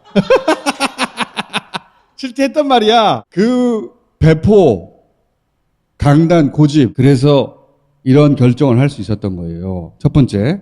두 번째. 대통령이 뭐하냐. 빨리 나와서 해결하라. 이런 얘기를 해요. 그러면서 이제 대통령이 틀림없이 사전에 제가했을 것이다. 이게 이제 기본적으로 물귀신 작전이에요. 그러니까 대통령 책임으로 만들려고 하는 거지. 근데 내가 취재한 바로도 그렇고 추미애 장관에 대해서 내가 알고 있는 성향과 스타일로도 그렇고 이건 정말로 발표 직전에 청와대에 보고한 거예요. 추 장관은 어떻게 생각하냐면 그 스타일상 검찰총장은 법무부 장관의 지휘를 받는 건데 이걸 왜 내가 따로 결재를 받아? 결재를 받는다는 행위는 기본적으로 책임을 떠넘기는 행위거든요. 결재를 왜 받아? 내가 책임지지 않으려고 위에 떠넘기는 거예요. 근데 이건 자기가 책임지겠다는 거거든. 내 직위에서 주어진 권한이기도 하고 이 정치적 파장은 내가 책임지겠다는 거예요. 보통 정치의 영역에서 특히 남자는 더 그런데 잘 협치하고 소통하고 좋게 해결하자 이런 주의자들이 많아요. 실제 그런 게 필요할 때도 있어요. 근데 추 장관은 내 권한 안에 있는 거라면 내가 결정하고 그로 인한 정치적 파장과 책임을 내가 지겠다는 스타일이거든. 이렇게 중대한 결정은 남이 대신해 줄 수 없는 거잖아. 실제. 이렇게 중대한 결정을 결재로 위로 떠넘긴다는 거는 무책임한 거거든요. 스스로 결정을 내리고 그 피해가 있다면 내가 스스로 받겠다. 이게 나는 굉장히 필요한 정치인의 자세라고 보거든요. 대통령한테 부담 안 주겠다는 거야. 이거는 박수야! 이런 결정의 스타일은 난 존중받아야 된다고 생각한다고. 예. 추 장군! 추 장군! 추 장군이 지난 주말에 네. 어딘가를 다녀오셨어요. 그래가지고 아 이분이 결단이 임박했구나. 결단이 임박했구나. 어디를 가셨냐니까 낙산사를 가셨어요. 낙산사. 이분이 절에 한번 갔다 오시고 나면은 뭔가 결단을 하세요. 낙산사에 가면은 노무현 대통령 영정을 모셔놓은 데가 있어요. 낙산사 불났을 때 복원하는데 많은 지원을 하셔서 낙산사 쪽에서 아마 그런 영정을 두신 걸로 아는데 그 영정을 딱 보고는 결단을 내리셨다라는 뒷얘기가 있습니다. 역시 불교방송 노조위원장 출신이시라서 불교방송 노조위원장 출신이에요. 불교방송 노조위원장. 어제 갑자기 나왔잖아요. 한 2시간 전에라도 얘기해주면 우리가 윤정기를 좀 세워뒀었지. 그러니까 법무부 쪽에 취재원이 하는 얘기가 한숨을 푹 쉬더니 저도요 발표하기 20분 전에 알았어요. 뭔 소리야? 그랬더니 너무 해맑은 표정으로 나 조금 이따 이거 발표할 거야 라고 바꾸셨다고. 윤석열 총장의 직무 배제는 본인이 자초한 것 같아요. 윤석열 총장이 감찰을 거부했어요. 감찰을 거부했을 때 감찰을 중단하면 어떻게 되나요? 그러면 추미애 장관은 기소가 돼요. 유재수에 대해서 감찰을 중단을 하니까 기소했잖아요. 다른 법무부 장관이었으면 거기서 또 서로 이긴 것도 아니고 진 것도 아닌 그런 길을 찾았을 거예요. 시간을 좀 끌면서. 네. 추 장군은 그런 스타일이 아니에요. 나는 법무부 장관, 너는 검찰총장, 나의 지휘를 받아라. 자, 나의 지휘를 받아라. 그러니까. 그게 법에 정해져 쓰여 있는데 왜 너 내 말 안 듣니? 왜 그걸 안 받니? 혼나고 싶니? 이 양반의 로직은 그렇게 돌아가는 거거든요. 이거 말투도 비슷하세요, 좀 전에. 제가 이 양반을 가까이서 봤잖아. 어중간한 타협이 안 통하는 사람이에요. 그러니까 외나무다리 데스매치예요 지금. 외나무다리 데스매치. 누가 하나 죽어야 돼 지금. 죽어야 끝나 이건. 열혈 강호를 보는 것 같이. 그러니까 휘몰아쳐가지고 안 일어나는 일이 벌어진 거예요. 이 과정에서 제일 짜증나는 게 오늘 압수수색이 있었잖아요.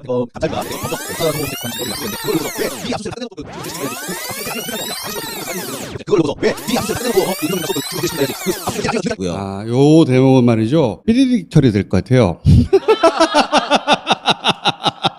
여러 가지 혐의를 내놨어요. 크게 나누면 측근들을 감찰하려고 하는데 나갔다. 가까운 사람들한테 봐준 거 아니야? 채널A 사건이라든가 한명숙 사건 관련해서 감찰하려고 하는데 막지 않았냐?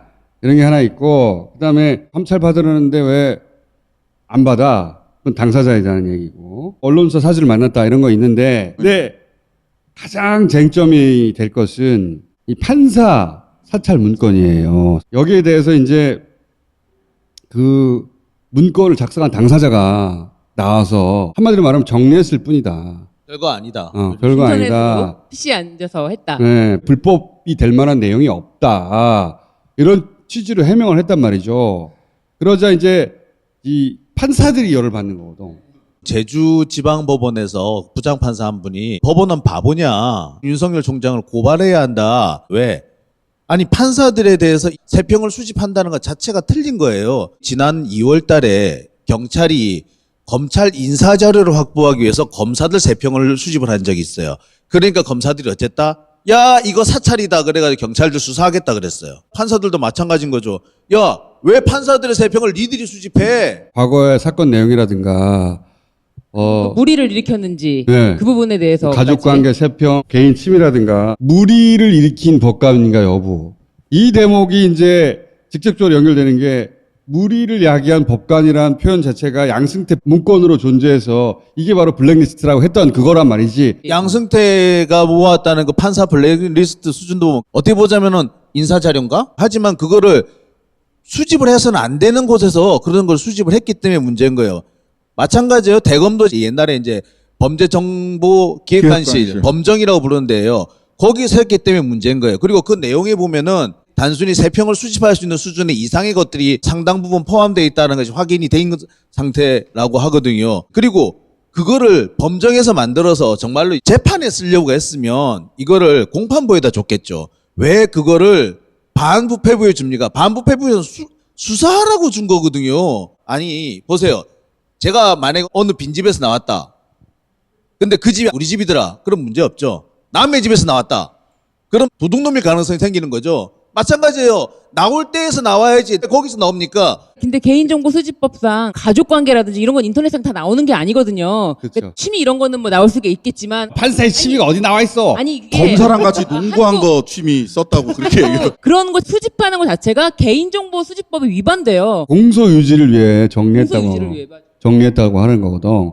판사의 취미가 공소 유지하고 무슨 상관이 있고. 그 사람 성향을 판단해서 공소 그러니까 유지가 무슨 상관이 그게 무슨 상관이 있어. 그러니까 검사들은 그런 걸 항상 해왔던 거야. 해왔는데 이제 참조할 만한 자료가 등장한 거지. 매우 신뢰할 만한. 하던 일이라 이게 뭐가 문제가 있냐. 문제의식 없이 한 것 같아요, 보니까. 그래서 그렇게 또 당당하게 발표를 하고. 게다가 그거를 공판부가 아니라 반부패 수사하는 데란 말이야. 무기를 쓸 수도 있다고 누군가 했다는 거 아니야. 그렇지 않으면 거기 줄 이유가 없잖아. 그렇죠. 응? 뭐 하나라도 털어봐. 검찰청 사무기구에 관한 규정에 보면 수사정보정책관실에서는 수사정보와 자료의 수집, 분석, 관리 요것만 할 수 있게 돼 있어요. 근데 왜 판사들 성향을 분석을 해? 왜 거기서 모아요? 네 업무가 아니야. 네 일이 아니야. 근데 이 일을 한 게 왜 문제가 있어? 이렇게 그러니까 제가 남의 집에서 나온 거예요. 짓이에요. 6페이지짜리 글을 이프로스에 올렸단 말이죠. 혓바닥이 길어요. 그 저쪽 얘기로 하면 쌔바닥이 길어. 검찰 사무기구에 관한 규정에 보면 우리는 이걸 할 수 있는 권한이 있어. 이거 딱 2페이지면 돼요. 그렇지. 6페이지씩 나오면서 무슨 얘기까지 나와갔냐면은 그 전에 재판에 들어가 봤던 검사들한테 이 사람이 어떻디? 라고 해서 탐문도 했었다라고 얘기한 거예요. 근데 탐문을 하면 안 돼요. 명백하게 이거는 정보 수집이에요. 범정이 하는 일이 아니에요. 근데 왜 잘못인지를 몰라? 모르는 거지. 몰라요. 왜냐하면 자기들을 수사해서 기소할 곳이 없잖아요. 맞습니다. 검찰은 자기들이 그런 일을 한다고 해서 검사 너 일로 와봐. 그럴 기관이 난리 없거든. 자기들이 하는 일에 대해서는 자기 스스로 합리화를 너무 오래 하다 보니까 이 선을 넘어갔다는 걸 몰라. 근데 판사들은 열받는 거지. 양승태 시절에 블랙리스트 때문에 자존심은 다 망가지고 근데 그거를 압수수색 해가지고 자기들이 그걸 활용했단 말이야? 이 개놈의 새끼들이? 이렇게 되는 거지. 아침에 다스베이드 나왔던 이현주 변호사를 모시고 방송을 했어요. 네. 이렇게 물어봤어요. 검찰이 그렇게 호락호락 당할 것 같지 않다. 뭐 검사들 더 전문가들 아니냐 했더니 이현주 변호사는 빛의 속도로 기각당할 것이다. 왜냐하면 한 번도 당해본 적이 없어서 한 번도 준비해본 적도 없고 가처분이? 가처분 빛의 속도로 기각할 것이다라고 이해를 하면서 사법농단 때 판사들 자택 압수수색을 저녁 7시에 애가 있는 상태에서 했다라는 거예요. 아, 그러니까 판사들이 가지고 있는 분노. 법원의 분노가 상상을 초월할 거라고 하더라고요. 제가 알고 있는 모 판사님은 검찰 소환 조사를 받고 난 다음에 검찰청과 그 법원 사이에 그 삼거리인데 그 삼거리 뒤쪽 나무를 하나 붙잡고 꺼이꺼이 30분 울었대요. 너무 분해서. 왜 그랬느냐? 검찰 수사관이라는 사람이 자신을 탁 보더니 다리를 이렇게 탁 꼬면서 앉더니 판사님 앞에 오셨던 분은요 빤스까지 다 먹고 빨리 나갔어요. 얼른 말씀하세요. 라고 하더라는 겁니다. 그때의 그 모욕을 자기는 잊을 수가 없다고. 그래서 수영복 입고 갔답니까?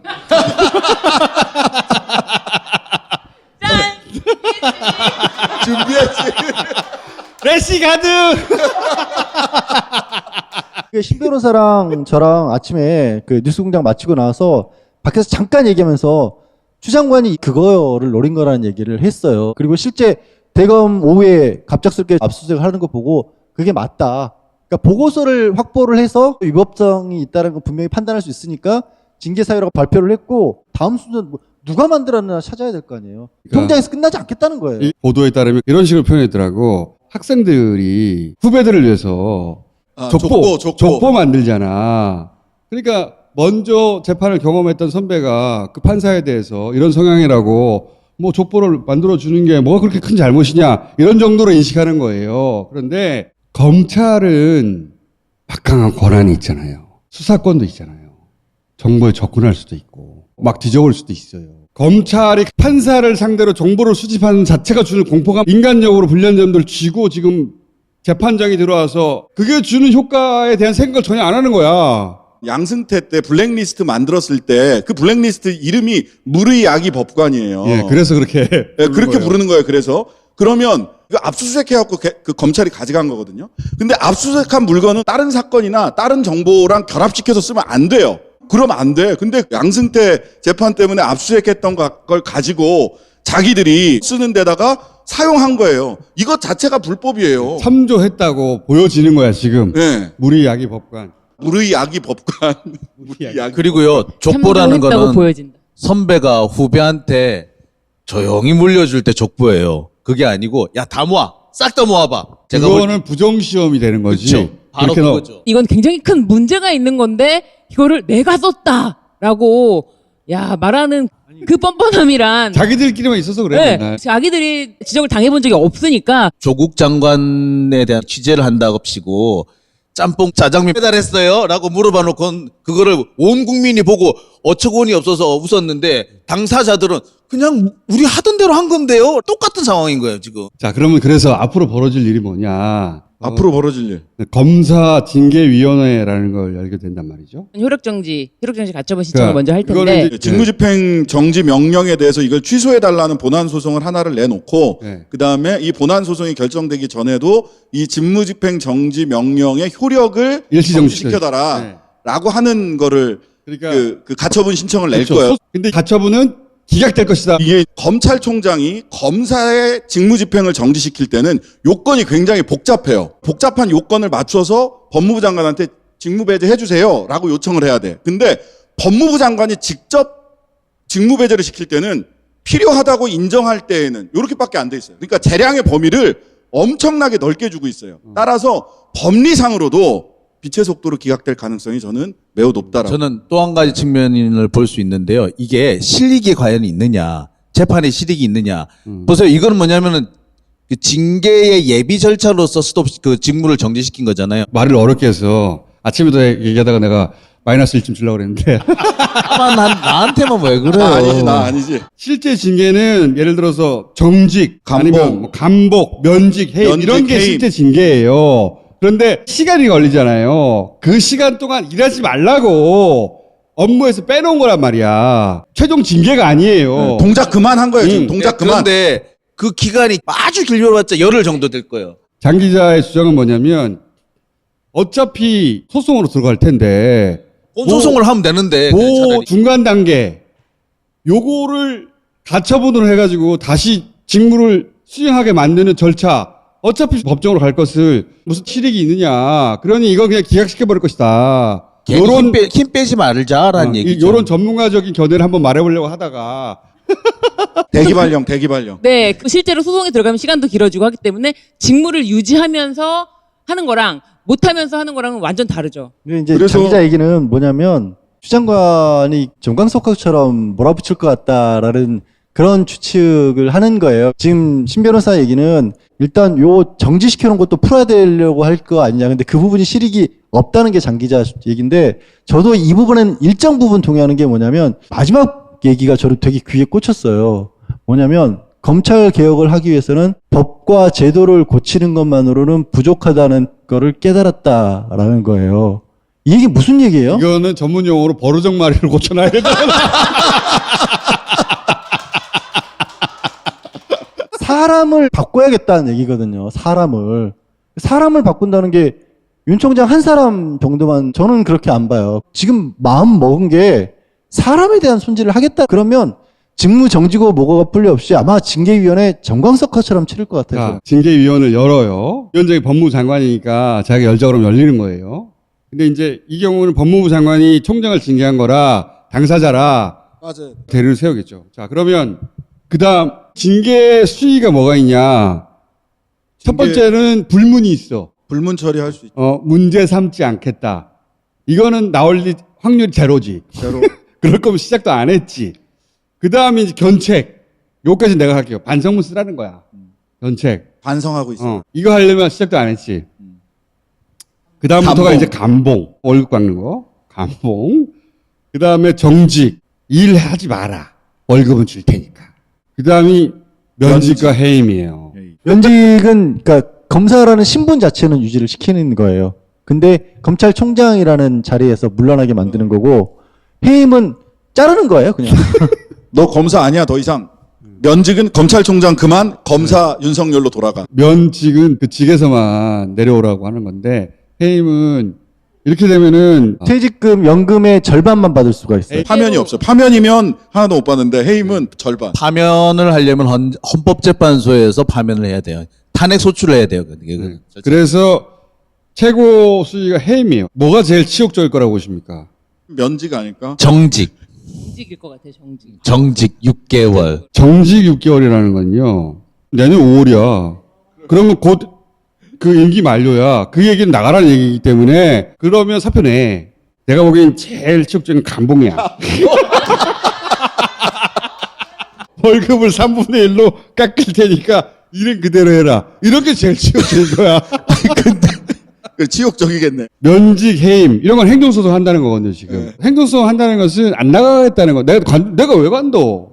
이 양반이 만약에 진짜 정치를 할 생각이 있다면 본인의 스케줄이 있는데 본인의 스케줄과 안 맞다는 거예요. 왜냐하면 탄압받아가지고 타이밍 상황으로는 피해자 코스프레를 하려면 지금 간두는 게 그렇죠. 맞죠. 근데 행정소송 같은 거 안 하고 근데 그걸 안 하겠다는 거거든. 사실 이거는 아무도 예상 못했어요. 청와대하고 뭐 긴밀한 협의 아니에요. 내가 듣기로는 전혀 아니에요.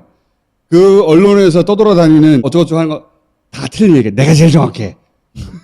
진짜로 몰랐어. 추장관 성격이 그렇게 하는 거 아니야? 말들은 해도 한마디 뒤에 붙인다고 설마 그렇게까지 어떻게 설마가 없어.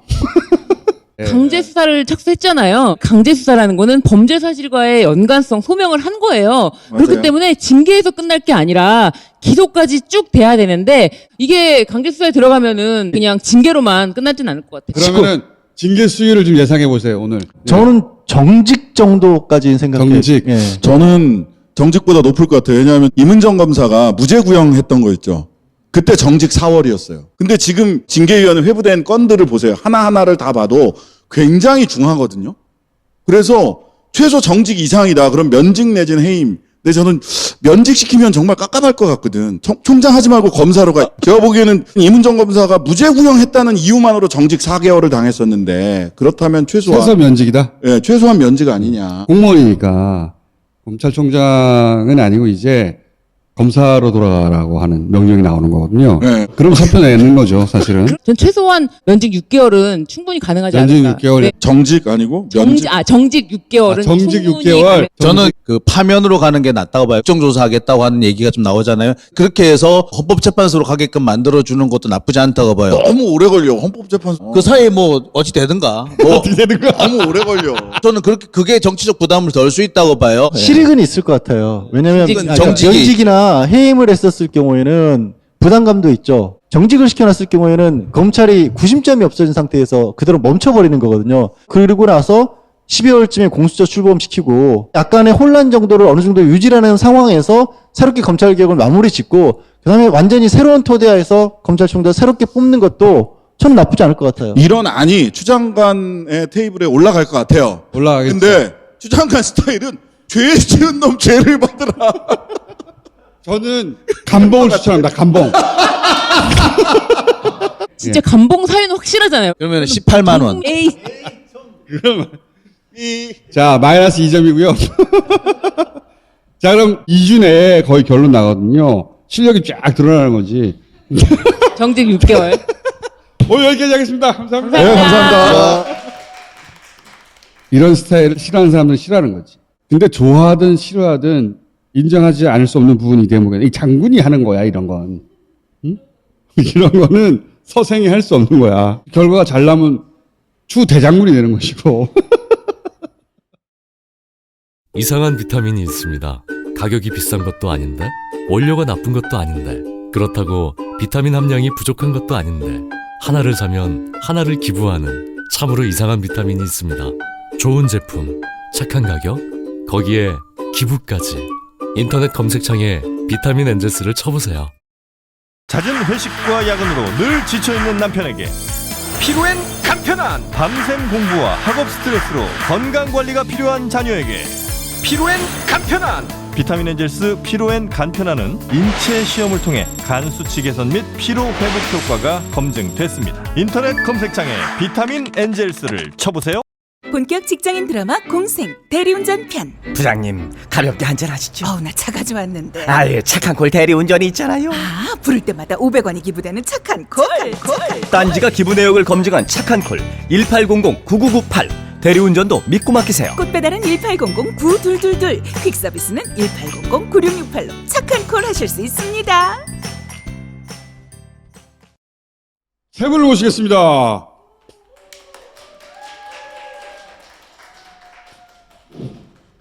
자, 보궐선거의 구도로 들어가기 시작해서 이제 전문가들을 모시고 현재 기준의 구도, 변수 이런 걸 제가 한번 짚어보려고. 자, 우선 안철수 변수라는 게 서울시장 선거 구도상에서 존재합니까? 안철수 대표는 이제 이른바 혁신 플랫폼이라는 것을 이제 국민의힘에 제안을 한 상황이거든요. 그래서 뭔가 이제 함께 하겠다라고 하는 운만 이제 띄워놓은 상황이긴 한데, 서울시장에 대해서 이제 일정 부분 마음이 있는데, 안철수 대표가 서울시장에 실제로는 마음이 있으나, 네.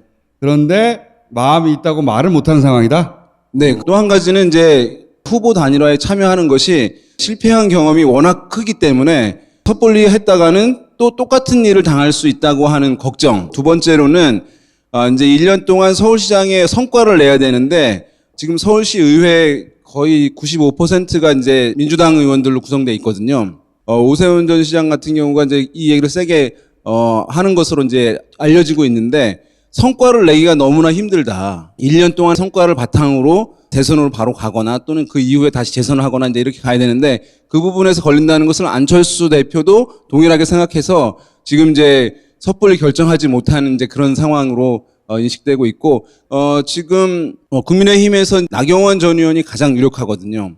그런데 과연 이제 국민의힘에서 나경원 전 의원을 최종 후보로 낙점하는 것에 대해서 모아지는 분위기가 있을 것이냐, 비토하는 흐름들이 국민의힘에서도 만만치 않게 있을 것으로 보여요. 그렇게 되면 여전히 이제 오세훈 전 시장이나 안철수 대표에게 참여하게 하는 압박이 마지막까지 있을 수밖에 없는 상황이고, 경선이 끝난 경우에는 외부에 있었던 이제 안철수 대표에 대해서 이제 단일화 이런 것들에 대한 이제 요청들이 강하게 있을 것으로 보입니다.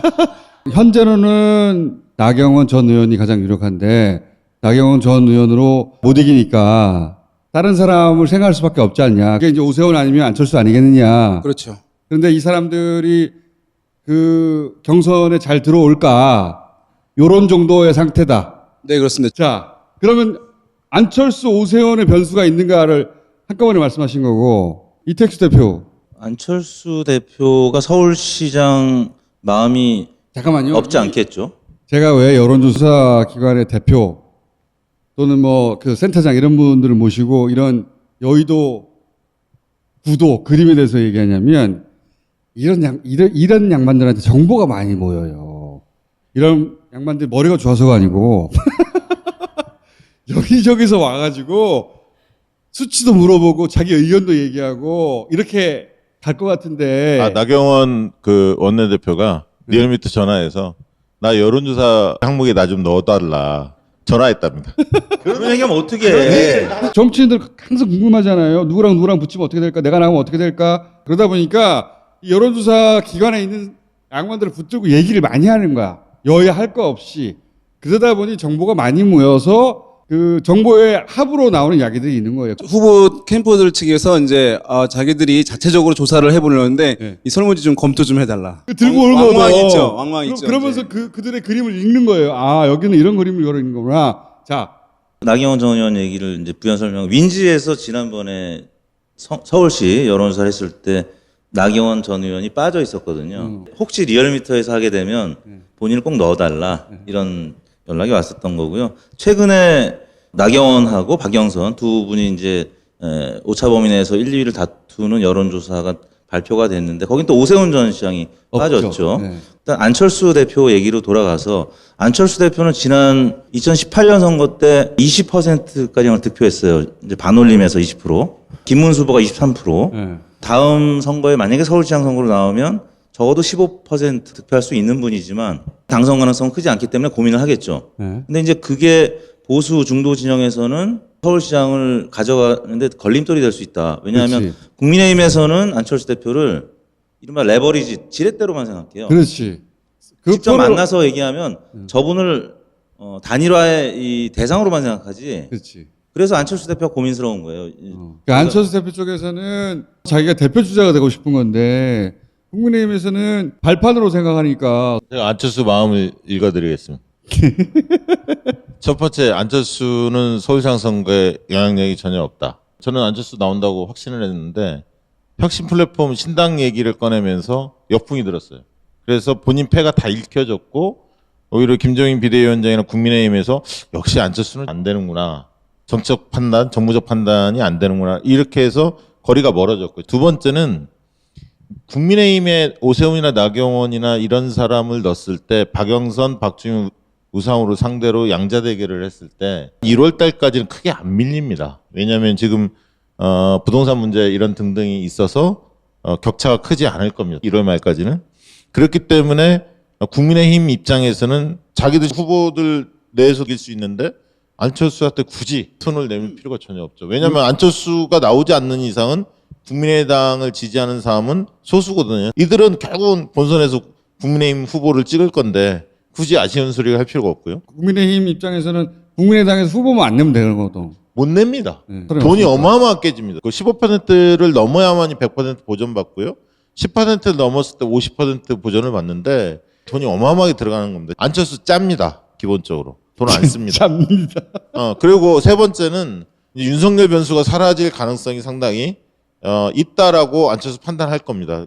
때문에 안철수 속내는 뭐냐면 나한테 준다면 내가 서울시장 나갈 수도 있겠지만 그게 아니라면 국민의힘이 지는 게 좋아. 차기 대선에 있어서. 본인한테 아쉬운 소리하고 손 내밀 가능성이 커지기 때문에. 그래서 제가 안철수를 만약에 자문한다면 오히려 이거 도와주지 말고 즐겨라. 서울시장 선거를. 그리고 패배하면 그때 보수 중도 통합 뭐 이런 얘기 하면서 그때 몸 풀어도 늦지 않다. 이렇게 자문할 거예요. 근데 저한테 자문이 오지 않습니다. 만약에 안철수 대표가 이제 출마 선언을 한 다음에 국민의힘 경선에 참여를 하지 않을 경우에 마지막까지 버티게 되면 야권 후보 될 가능성은 상당히 높아요. 왜냐하면 안철수 대표가 서울시장 나오게 되면 국민의힘 후보가 나온다 하더라도 국민의힘 당선될 가능성이 거의 없어지는 것이기 때문에 안철수 대표에게 상당히 유리한 룰을 제안하면서 참여를 이제 요청할 가능성이 있거든요. 그런데 이런 강단을 안철수 대표가 과연 이제 보일지에 대해서는 이제 의문이 있을 수밖에 없죠. 안철수 대표 입장에서는 내가 협조 안 하니까 니네 떨어지잖아. 라는 걸 서울시장 선거에서 한번 보여주는 게 오히려 낫지. 네. 이걸 생각해. 안철수는 서울시장이나 대선이나 마지막 기회예요. 마지막 한 패를 던지는데 불확실한 상황에서 던지겠습니까? 그렇다면 유심히 볼 거예요. 대선이 유리한지 서울시장. 근데 지금 대선에 나가겠다는 얘기를 너무 많이 여러 번 반복해서 했어요. 또다시 번복을 선택하지는 않을 거다. 저는 2011년 보궐선거를 돌이켜보면은 거기에서 안철수 대표가 답을 찾고 있지 않겠냐. 뭐냐면 박원순 당시 후보가 무소속이었잖아요. 그렇죠. 근데 박영선 후보가 민주당에서 선출이 됐는데 지지율이 약하니까 당 바깥에 있던 박원순 후보하고 단일화를 했고 거기서 박원순 후보가 압도적으로 이제 당선이 됐죠. 안철수 대표나 혹은 금태섭 전 의원이나 그걸 노리는 거죠. 예, 네. 국민의힘에서 뭔가 뽑히면 가상 대결을 했을 때 좀 여의치 않은 결과가 나오면 안철수, 금태섭 등등과 그러니까 당 바깥의 인사들과 단일화 결선을 그렇죠. 할 네. 가능성 그걸 염두에 두고 있다고 봅니다. 그렇죠. 지난주에 얘기했었는데 박원순 모델 처음에는 안철수가 박원순 모델의 대상이었다고 치면 지금은 안철수 대신에 금태섭을 넣은 것 같아요. 국민의힘에서는 안철수는 조건이 너무 많이 붙는다. 김종인의 머릿속에 금태섭이 그렇죠. 있는 것 같습니다. 아무런 조건이 없는 단기 필마인 금태섭을 그 자리에 넣어버린 거라고 봐요. 안철수 입장에서 대표 주자가 못 된다 하더라도 뛰다가 만약 이쪽에 유승민이 나온다라고 친다면 총리를 계기로 해서 얼마든지 연대할 수 있어요. 판을 더 크게 가져갈 수 있는 기회가 아예 없는 건 아닙니다. 그렇기 때문에 서울시장이 꼭 마지막이다라고 생각하는 견해는 단견일 수 있다. 국민의힘의 시나리오는 자기들끼리 한 명 뽑고 바깥에 금태섭 전 의원 같은 어딘가에 있을지도 모르는 중도 지지층을 조금이라도 땡겨서 국민의힘 주자에 보태달라는 거거든. 이게 박원순 효과는 안 나지. 박원순 효과가 났던 것은 단기 필마 박원순이 거대 정당 후보인 박영선을 이겼기 때문에 박원순 효과가 나는 것이지 지금 국민의힘 모델은 그냥 금태섭을 땡겨와서 밑밥으로 쓰겠다는 거잖아요. 그러니까 둘이 합쳐봐야 그 시너지는 안 나. 게다가 금태섭의 지지층이 이미 보수층으로 넘어가 버렸어. 없어. 보텔 지지층이. 무소속 금태섭이든지 아니면 그렇지, 무소속 금태섭. 또 다른 그러면 이 보수 중도가 합치지 않으면 민주당 후보가 이기는 구조로 갈 수밖에 없어요. 당연히 국민의당이든 뭐 무소속 금태섭이든 단일화 연대 제안을 안 할 수가 없을 겁니다. 그걸 노리는 거죠. 본인이 박원순처럼 국민의힘 주자를 누르고 단일 후보가 될 가능성을 배제할 수 없다. 착각이지. 절대 안 돼. 마무리하자면 이게 잘 생각해 보시면 그때 박원순 모델에는 플러스 낙검수가 있었어요. 여기 재밌는 대목인데 플러스 낙검수가 있었단 말이지. 그러니까 예를 들어서 금태섭 플러스 낙검수가 있어야 되는 거예요. 없잖아. 그게 요즘 SNS에서 글만 쓰면 지면에 실어주는 몇몇 인사들이 있지 않습니까? 득달같이 실어주는 보수는 금태섭 플러스 SNS의 몇 그 인사들로 박원순 효과를 만들 그림을 그렸던 거예요. 그래서 아무 글도 아닌데 SNS 쓰면 호텔 팍팍 올라가잖아. 그런 그림을 그린 거야. 보수 기획자가. 근데 결정전 차이는 그때는 박원순이 그 결실을 가져간 것이고 지금은 이 보수의 기획은 그걸 자기들이 따먹겠다는 거지. 효과가 안 나와요, 그렇게는. 그래서 이런 일들이 벌어지고 있다. 참고하시고 그러면 오세훈 변수는 남아있느냐? 오세훈 전 시장과 나경원 전 의원이 사실은 이제 지지층이 좀 겹친다고 볼 수 있어요. 그래서 오세훈 전 시장이 나오는 것은 이제 가장 걱정하는 사람은 나경원 전 의원이거든요. 서로 가장 걱정하겠지. 그래서 이제 나경원 전 의원 같은 경우에는 오세훈 전 시장이 안 나오기를 이제 바라는 마음. 그래서 뭐 물어보면 안 나간다고 얘기를 하는 것이거든요. 공식적으로 안 나간다고 예, 안 나간다고 얘기하고. 그래서 이제 나경원 전 의원이 이렇게 이제 얘기할 수도 있겠죠. 뭐냐면 오세훈 전 시장이 나오게 되면 이 보궐선거를 다시 치르게 된 원인이 민주당에 있는데 그러면 그것을 공격하는 도구로 써야 되는데 오세훈 전 시장이 나오게 되면 이 무기를 잃어버리는 것이 된다. 나경원 전 의원이 후보가 됐다고 했을 때 그것을 이제 막으려고 하는 국민의힘 내 기류가 매우 강할 것이라고 보여요. 비호감도가 높기 때문에. 예, 그러면은 이제 오세훈 전 시장에게 어쨌든 이제 꽃가마를 태워주는 가능성은 여전히 남아 있다 그런 상황이죠. 여기서 이제 보론하고 넘어가자면 오세훈 시장은 2011년에 자기가 관둬서 보궐선거를 만들어냈고 그럴 필요가 없었는데 그래서 한 번도 뺏어오지 못했단 말이죠. 그때 스스로 내놨으면서 지금 자기가 서울시장 한다고 경선에 나온 꼴이 우습잖아요. 꼴이 우스워서 못 나오는 게 있단 말이죠. 그래서 이제 야 너밖에 이길 사람이 없어 하고 꽃가마를 태워줘야 마지못해 나오는 모양새로 나올 수 있는데 그런데 김종인 위원장 스타일은 자기가 굽히고 들어와서 제발 나와 이런 사람이 아니란 말이죠. 그러니까 오세훈 전 시장의 의미는 꽃가마를 태워줄 거냐 모양을 어떻게 만들어줄 거냐 그거를 아는 나경원이나 다른 주자들은 꽃가마 절대 안 돼. 저는 오세훈과 나경원의 갭 차이가 적어도 5%포인트 이상은 날 거라고 봅니다. 나경원 비호감도가 높기 때문에 중도층을 흡수를 거의 못해요. 근데 오세훈은 많이 잊혀졌죠 이제. 비호감도. 예, 비호감도. 그게 비호감도가 나경원만큼 높지는 않아요. 그래서 저는 둘 간의 양자택을 붙이면 5%포인트 이상은 벌어질 가능성이 있다. 어떻게 되냐면 12월 8일부터 예비후보 등록인데 오세훈은 당연히 예비후보 등록 안 하죠. 근데 쭉 가는데 한두 번 여론조사 나오고 연말 연초 되면 많이 나올 겁니다, 이제. 그걸 보면 나경원 갖고는 도저히 못 이긴다 라고 판단이 되어지면 서울 지역의 국회의원들부터 시작해서 모아 나갈 거예요. 자연스럽게 나갈 수 있는 환경을 만들어. 평상시라면 그 기법으로 충분히 통할 것 같은데 나경원 전 의원도 급해요. 쉽사리 못 물러쓴다. 아까 나경원 전 의원이 전화했었다고 했는데 또 한 통의 전화가 왔습니다. 국민의힘 전직 의원인데 TV에도 나오시는. 오세훈을 빼달라. 금태섭을 넣어달라. 금태섭을 넣어달라. 오세훈 시장 측에 아는 분이 있어가지고 물어봤습니다. 안 나가지 않는다. 우리는 나간다는 얘기도 하지 못하겠지만 안 나가지도 않는다. 나가지 않는다. 그러니까 빼지 말란 얘기죠. 그러니까 오세훈 시장은 나갈 생각이 있다고. 나갈 생각이 꿀딱 같다. 다 있는데 모양이 안 나오니까 이걸 어떻게 할 것인지 고민이다. 기다리고 있는 중. 그래서 전화하신 분이 제가 오세훈 전 시장이 안 나가지 않는다는데 어떻게 빼냐 했더니 나가지 않는다는데. 내가 김종인 위원장한테 전화를 해보겠다. 전화가 또 왔어요. 김종인 위원장 얘기는 안 나간댄다. 오세훈 시장이. 그러니까 빼라. 그리고 나서 CBS, KSY 그 조사에서 오세훈 전 시장이 빠져 있어요. 그렇지. 박영선, 나경원 양자구도로 조사가 됐는데 아무튼 김종인 위원장의 속내는 금태섭을 영입해서 그렇지. 이제 하려고 했는데 본인이 다루기도 싫고. 오세훈, 유승민 대권으로 가라. 이런 취지였는데 오세훈 전 시장은 마음은 또 있어요.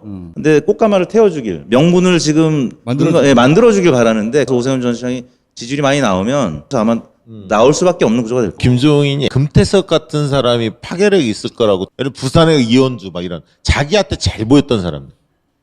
그렇지. 자기가 공천 줬던 사람들이죠. 비대위원장 할 때 공천 줬던 사람들이지. 자, 윤석열 변수로 넘어가가지고. 윤석열 총장이 이 상황이 된 것은 4월 재보궐선거 어쨌든 이제 텐션을 상당히 높인 것이기 때문에 이제 정권 심판론이 보수층한테는 상당히 이제 결집도를 높이는 요인으로 작용할 가능성이 일단 1차적으로 있는 것이고요. 윤석열 총장이 이제 이 흐름에서 대선 주자로서 기스가 상당히 크게 난다라고 한다면 이제 서울시장에 나오려고 했던 대권 주자들 같은 경우에 그 마음을 싹 없애고. 예를 들어서 이번에 추 장관이 판사 사찰 문제 건으로 기소까지 몰고 간다. 그러면 기스가 날 테니까 대선 주자 지지율이 빠지고 오세훈 일로 넘어올 수도 있다. 다시 이제 대선에 기대감을 높이면서 서울시장을 이제 포기하는 흐름들이 안철수 대표라든가 오세훈 전 시장이 강해질 수가 있는 거예요. 근데 윤석열 총장이 이걸로 더 올라가거나 아니면은 이제 이 수준을 상당히 유지해버린다. 타격이 별로 없다라고 할 경우에는 다시 이제 서울시장에 대한 고민들을 더 할 가능성은 있어서 윤석열 총장이 대선 주자급이 서울시장 후보에 나오냐 안 나오냐에도 상당히 영향을 주는 변수라고 할 수 있죠. 중요한 변수죠. 다음 대선은 리멤버 2017년이 될 거예요. 홍준표 밀고 있잖아. 그러니까 2017년에 대선 나왔던 사람들 그대로 도전하는 홍준표, 유승민, 그다음에 안철수. 이 3인이 야권에서는 가장 대선에 도전할 가능성이 높아요. 오세훈 새 가슴이고 새 없습니다. 그리고 원희룡 뜰 수 없는 환경이에요. 쉽지 않습니다. 그리고 윤석열 무너지면 가장 큰 수혜는 단계는 홍준표고 유승민도 어느 정도 올라올 겁니다. 당연히. 그렇게 보시는 게 현실적이다. 홍준표를 정점으로 유승민, 안철수 이런 사람들이 대권을 향해서 뛸 가능성이 많다. 고기도 먹어본 놈이 먹는다는 얘기했지만 대선 그렇게 함부로 도전할 수 있는 상황이 아니에요. 근데 제가 봤을 때는 윤석열 총장의 지지율이 아마 이번 주에 더 올라갈 거라고 봅니다. 다자구도에서도 꽤 경쟁력이 있는, 리얼미터에서는 1위로 올라간 적이 없는데 거의 1위에 근접하거나 1위가 될 수도 있다고 봐요. 주목도가 높아졌지 지금 이제 다시. 근데 이제 직무 정지가 되면서 윤석열 총장도 더 마음이 커졌다고 보고요. 7월 전에 만약에 물러나게 되면 7월 임기를 못 채우죠 이제. 그러면 여의도에서 가만히 두질 않을 겁니다. 이렇게까지 왔는데. 플랫폼 설계자들이 계속 윤석열 총장을 당연하지. 당연히 이제 이른바 전문용어로 꼬실레이션 하겠죠. 첫 번째는 안철수 쪽에 접근하겠죠. 저는 윤석열 총장은 정치권으로 올 수밖에 없는 지금 상황이 되어 가고 있다. 아니 김충수가 윤석열 총장이라면 안철수가 5파 내면 갈 것 같으세요? 안 가죠. 그러니까 일단 국민의힘에는 못 가요. 그러면 문영이 너무 빠지기 때문에 너 결국 거기 들어가려고 그랬냐. 정치는 한마디로 정리되는 상황이 되면 이게 헤어나기가 어렵거든. 못 가. 정치권에서 윤석열을 향한 거는 한 2달 정도는 이제 지켜볼 거예요. 이게 뭐 징계위원회에서 어떻게 결정? 그 다음에 이제 수사들이 여러 가지 이루어지고 있지 않습니까? 현실적으로 보면. 이런 것들이 이제 깔끔해졌을 때 윤석열에 대한 판단을 할 거고, 물론 그 사이에 윤석열의 존재감은 유지가 되겠죠. 그 결론이 명확해요. 안철수에서 땡기려고 할 거라는 거지. 간단히 안 간다니까. 그쪽으로 안 가겠죠. 지금 이제 땡기려고 할 거라는 거지. 약간 도는 얘기 중 그 윤석열 총장이 이제 충청에 연고가 있어요. 조만간 충청 대망론이라고 하는 기사들이 이제 좀 나올 가능성이 있고요. 일단 패턴이기 때문에 나올 가능성이 있고, 김동연 전 부총리, 그러니까 또 충청 출신이에요. 그래서 요건 이제 그래서 이제 제3의 세력으로. 당명도 이게 좀 거론이 된다 하더라고요. 김동연의 경제, 윤석열의 정의, 경제정의당에서 경제정의당. 이제 뭐 여의도에는 나오는 얘기 중에 이런 사람들이 하나의 엄청 측면이 많아요. 있다. 그래서 그 4월 재보궐선거 결과에 따라 가지고 이런 새로운 흐름들이 만들어질 가능성이 높아질 수 있기 때문에 네, 여의도 이런 얘기가 환장이라고 벌써 그러는데. 이미 이제 나오는 얘기를 살짝 제가 말씀드리면 여의도 환장이라고 그림 막 그리는 사람들. 근데 그런 사람들 듣다 보면 그럴듯해.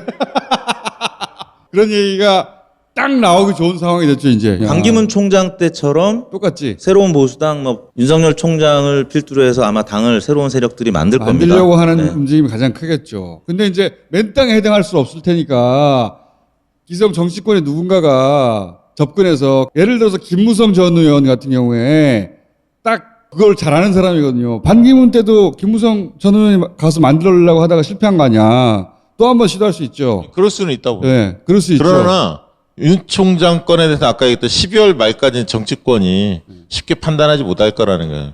김무성이 땡길 수도 있고 안철수가 땡길 수도 있고 제3의 세력을 만들겠다 할 수도 있죠. 저는 뭐 사실 정치권이 안 땡기는 상황에서 제3의 세력을 혼자는 못해요. 정치는 못합니다.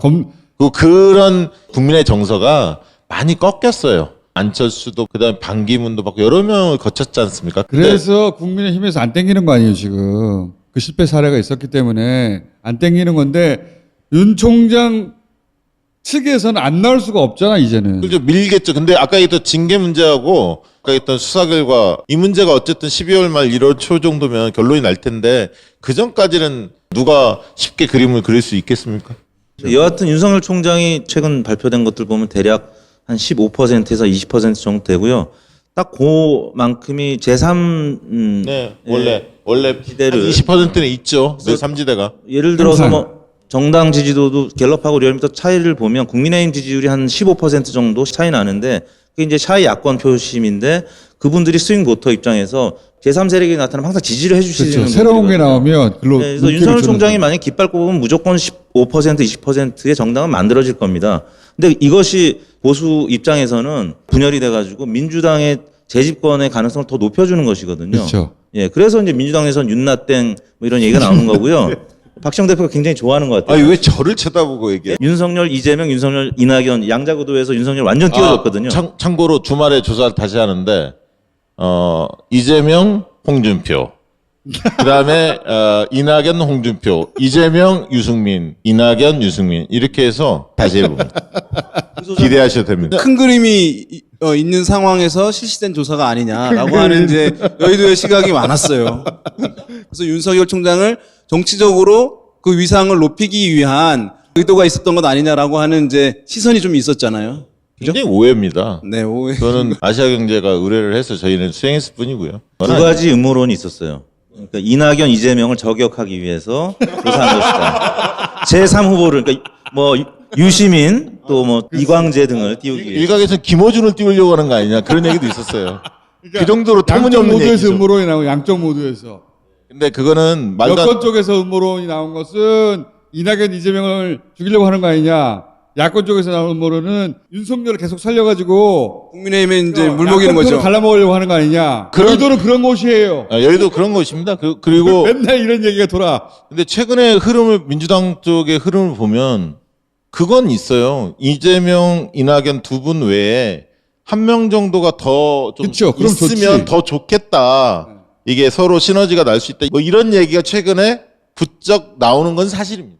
3명 정도면 좀 더 역동성이 있으니까 둘이 티키타카보다는 그건 뭐 맞는 얘기라고 봐요. 어쨌든 캠페인만 잘 하게 되면 제3 세력의 그 공간은 항상 있는 것이에요. 야, 짜장면 짬뽕 먹으러 가자 했는데 꼭 거기서 한 2-3명 정도는 나는 볶음밥을 먹어야겠다는 분들이 있는 거거든요. 거의 물리법칙 같은 현상이에요. 그렇기 때문에 캠페인만 잘 하게 된다면 한 20%의 공간들은 항상 있는 것이다라고 보시는 게 좋습니다. 윤석열 총장 변수는 잘 보셔야 되는 게 정말로 정치를 하게 되면 윤석열 총장을 죽이려고 하는 것은 국민의 힘이 될 거예요. 반기문을 날려버린 것은 친박이에요. 반기문은 민주당이 날린 게 아니에요. 친박이 날린 것이지. 마찬가지로 윤석열 총장에 대해서 정말로 정치를 하면 저쪽에서 그러네요. 자객을 보냅니다. 한길 리서치 조사, 윈지 조사에서 윤석열이 1위로 나온 뭐 이런 결과 때문에 국민의힘이 충격을 엄청 먹은 건 사실입니다. 근데 아무튼 국민의힘은 그때부터 스탠스가 바뀌었습니다. 제가 뉴스공장에서 말씀드렸지만 김종인 위원장이 갑자기 바뀌어서 우리 당에도 이런 후보들이 있다 나서기 시작했습니다. 그래서 다음 주 월요일 아니면 화요일 날 이제 공개되는데요. 홍준표, 유승민 가상 대결 기대해 주셔도 됩니다. 자, 이런 얘기들이 이제 여의도에서 항상 매일매일 돌아다니는 얘기고 그런 얘기를 가장 많이 듣는 사람들이 이분들이. 그 중에서 전화도 많이 받아요. 전화도 많이 받고. 이택수 대표가 제일 많이 받습니다. 그리고 그 이야기를 듣고 본인들이 가지고 있는 데이터를 얹어서 이제 썰을 푸는 거예요. 그렇다고 맞진 않아요, 잘. 왜 불렀어? 짧은 시간에 자기는 다 들으려고 한 거야, 지금. 오늘 나온 얘기 중에 제일 재밌는 건 이제 충청 대망론. 경제적이다. 그래서 경정단. 충남의 양승조 지사도 대권 준비하고 있어요. 충청 대망론 때문에. 윤 총장을 바라보는 시각이 다양하잖아요. 극단적이잖아요. 이 구도 안에서 바라보면 하나의 말이거든요. 때로는 그렇게 감정이입하지 말고 한 발 떨어져서 바라보고 생각해 볼 필요도 있다. 자. 충청 대망론 관련해서 한 가지 에피소드 말씀드리면 JP 이제 사모님이 돌아가셨는데 그때 상을 치를 때 JP의 그 호남 대망론을 이어받으려고 국민의힘에 충청 대망론. 네, 충청 대망론. 그래서 국민의힘의 이완구, 정진석, 네. 정우택 이 세 분이 JP로부터 그 유산을 받기 위해서 굉장히 노력을 많이 하시고 계세요 지금도. 낙점 근데 받으려고. 예. 그때 JP가 몸이 불편하시니까 상을 치르는데 휠체어를 누가 미느냐를 두고 굉장한 경쟁률이 치열했습니다. 근데 결국 마지막에는 이완구 전 총리가 밀고 나왔어요. 원래는 정진석 의원께서 밀고 나오는 걸로 JP랑 전화 통화도 하시고 뭐 그런 것 같아요. 전화 통화로. 예. 그래서 정진석 의원이 밀고 나오지 않겠느냐라고 했는데 총장님 제가 할게요. 그렇게. 네, 근데 결국에는 이완구 전 총리가 밀고 나오는 걸 보고 다들 경악했다는. 제가 모시겠습니다. 뭐 정우택 의원은 아마 통화를 안 했을 거고 정진석 의원 통화를 한 걸로 제가 들었고 제가 모시고 나가겠습니다. 그래서 어느 정도 얘기가 됐는데 이완구 전 총리가 결국에는 모시고 나오는. 어떻게 마지막에 이긴 거예요? 마지막에 직접 찾아갔다고 들었습니다. 이완구. 근데 이완구 총리는 지난번 총선 나오려다 못 나왔잖아요. 네. 충청 대망론은 아직도 치열하게 지금 전개 중인데 윤석열 총장이 나가면 이제 판이 완전히 바뀌어 버리는 거죠. 영충호라고 요즘에 얘기 많이 해요. 이제 영호남 말고 호남보다 충청이 이제 인구가 더 많아졌다 그래서 영충호라고 불러야 된다고 충청 출신들은 얘기를 합니다. 근데 지금 대전 쪽의 민심은 민주당 쪽이 상당히 우호적이에요. 그리고 충청권은 기본적으로 DJ에 향수가 약간 있습니다. 그래서 연대를 통해서 공동정권을 사실 원해요. 윤석열 총장이 본인 고향도 아니야. 부모님 고향이야. 어쨌든 간에 이런 얘기는 끊임없이 돌고 신호래가 엄청나게 돌다가 그걸 그린 시나리오로 되는 게 아니라 우발적으로 발생한 여러 가지 사건이 합쳐져가지고 결국은 낙착되는 경우가 많아요. 좀 더 알고 싶으면 박시영 TV를 꼭 시청해 주시기 바랍니다. 네, 리얼미터 TV도 부탁드릴게요. 윤희우 센터장님은 홍보할 유튜브 뉴스공장 많이 들어주세요. 자, 오늘 여기까지 하겠습니다. 감사합니다. 감사합니다. 네.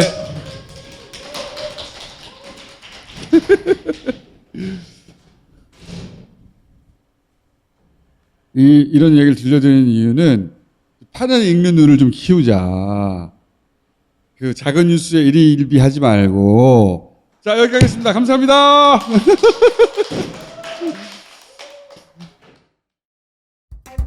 유튜브 멤버십을 시작합니다.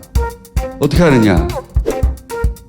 유튜브에서 딴지 방송국을 검색한 다음에 딴지 방송국이 나오면 구독 옆에 가입이라는 게 있어. 그러면 등급이 있어. 우리는 등급을 이렇게 나눴어. 삼겹살, 부채살, 갈비살, 살치살. 하실 분들은 하면 된다. 정말로 할 때.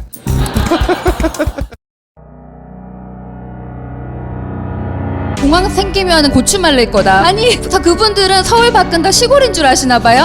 네? 전화가 왔어요. 의원님, 저 국회의원 그만할래요. 근데 왜 그러냐 했더니 국회의원들이 다 이상한 사람들이래. 우리나라 기자들이요. 시야가 너무 좁고 마음이 너무 그만해. 저는 법무부 쪽 취재원이 하는 얘기가 한숨을 푹 쉬더니 나 조금 이따 이거 발표할 거야 라고 갖고 오셨다고. 홍지연 친구하고 사이가 정말 안 좋았어요. 체력이 너무 안 돼 있었거든요. 안 나가지 않는다. 우리는 나간다는 얘기도 하지 못하겠지만 안 나가지도 않는다. 나가지 않는다.